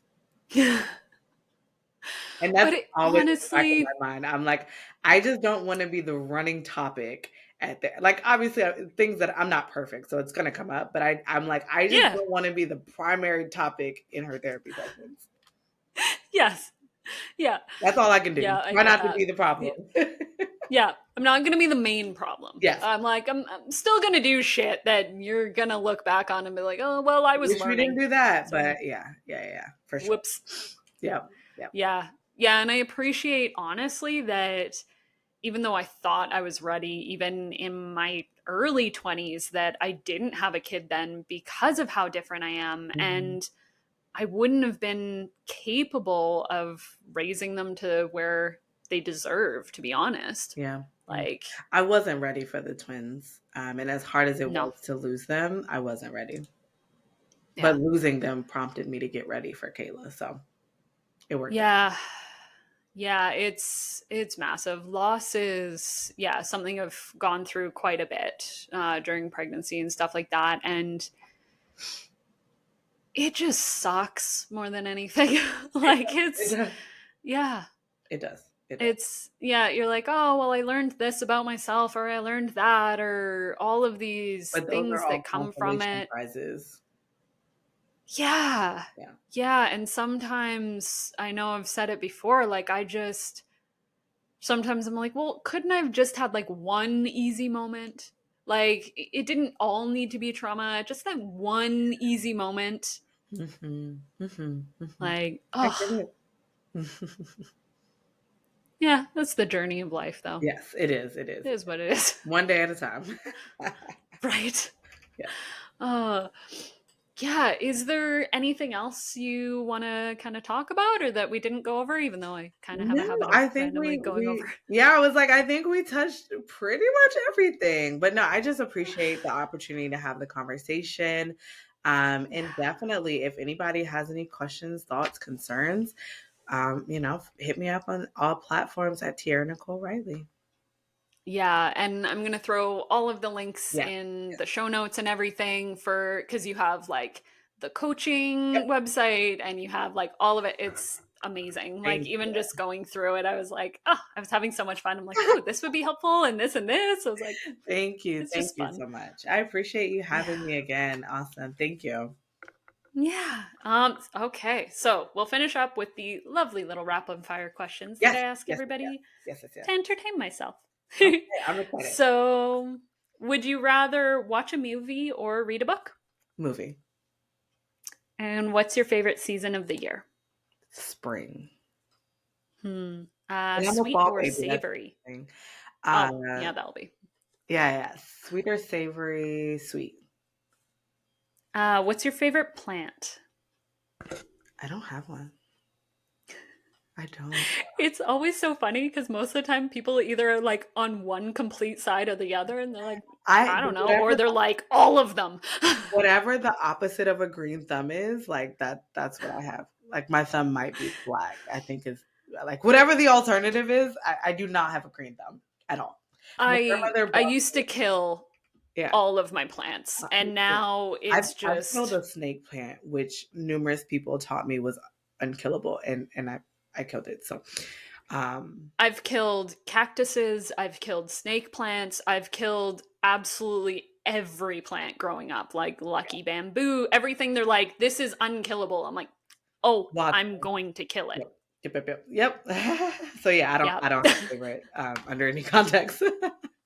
Then the ones outside. Perfect. Done. The ones you don't have to care for. Basically. Yeah. What's the best place you've ever been? The best place I've ever been? Yeah. Toronto. I loved it. Really? I loved it. I almost like What? sent for my kid. Like because I was traveling without her that weekend. I almost was like, can I just pack her bag and like not leave? Yeah, it was beautiful. Beautiful. What on earth about Toronto made you love it so The much? vibe, the energy, I just really enjoyed my time there. I really, really did. I loved it. Hmm. That's funny. Yeah. That's, yeah. Canada for the win, finally. Yes. What is your favorite form of body movement? Cheerleading. Yeah. Yeah. As far as exercise, I would say like cardio, running. Yeah. What's your preferred way to manage stress and overwhelm? A nap, a good meal, and journaling. Not necessarily in that order. And now I'm officially craving like a good chicken pot pie so bad right now. When you said a good meal, it was like that hearty, like, Yeah. so good. Like, Yep. damn it. What is your favorite type of music? I am a 90s R&B kind of girl. Nice. Love it. And anything Beyonce does, I'm here for. Yeah. Yeah. She can do no wrong in my world. That's really funny. So what for R&B would you listen to the most? Like as far as artists? Yeah. So my favorite artists come from the 90s. So like Escape or TLC or Ashanti or Aaliyah. Yeah, like just that like old school vibe. Yeah. Yeah. Yeah, that was, oh my God. I think it was a couple summers ago, TLC came here and I was so mad I didn't go. I was like, Yeah. damn it. Yeah. I think it was honestly like TLC and Shaggy, if I'm not mistaken. And I'm like, Mm-hmm. that's like my 90s dream concert. If you add like Destiny's Child in there too, I'd be like, sold. Like, yeah. And when I say 90s, I mean like 85 to like 2005. Like that's my like 90s as far as cultural references. But yeah, yes. 90s hip hop R&B, like it gets no better. That's amazing. Mm-hmm. What is your favorite mythical creature? I don't know that I have one. I don't have one, but I did enjoy Greek mythology as a kid. Mm-hmm. So I like in high school we were reading it and I actually really enjoyed it. So, but I don't have a particular like creature that I'm like, yeah. Yeah. Yeah, the Greek mythology, when you start getting into it, was so So cool. interesting. So Oh cool. my God. Yeah. But I Yeah. don't have a particular character or creature that like stood out. Yeah. What is one of your greatest accomplishments so far?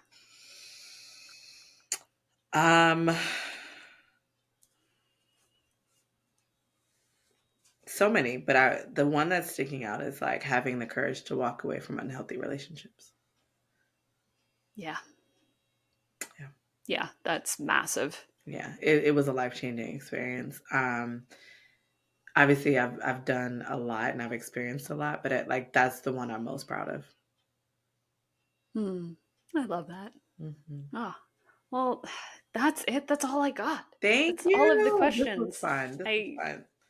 Oh, thank you so much for Yeah. coming on. Like it just, I love it. Like I love all of your stuff and I love being able to have people on that inspire me. Thank you so much. I appreciate you having me.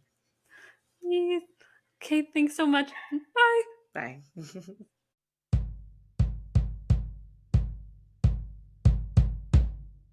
Thank you again so much to this week's episode guest, Tiara Nicole Riley. If you would like to find more from her, you can find her on Instagram, Facebook, Twitter, TikTok, and even on YouTube at Tiara Nicole Riley. If you would like to find out more about her coaching program and all of the amazing coaches she has working with her, you can head over to rethinkingmellc.com.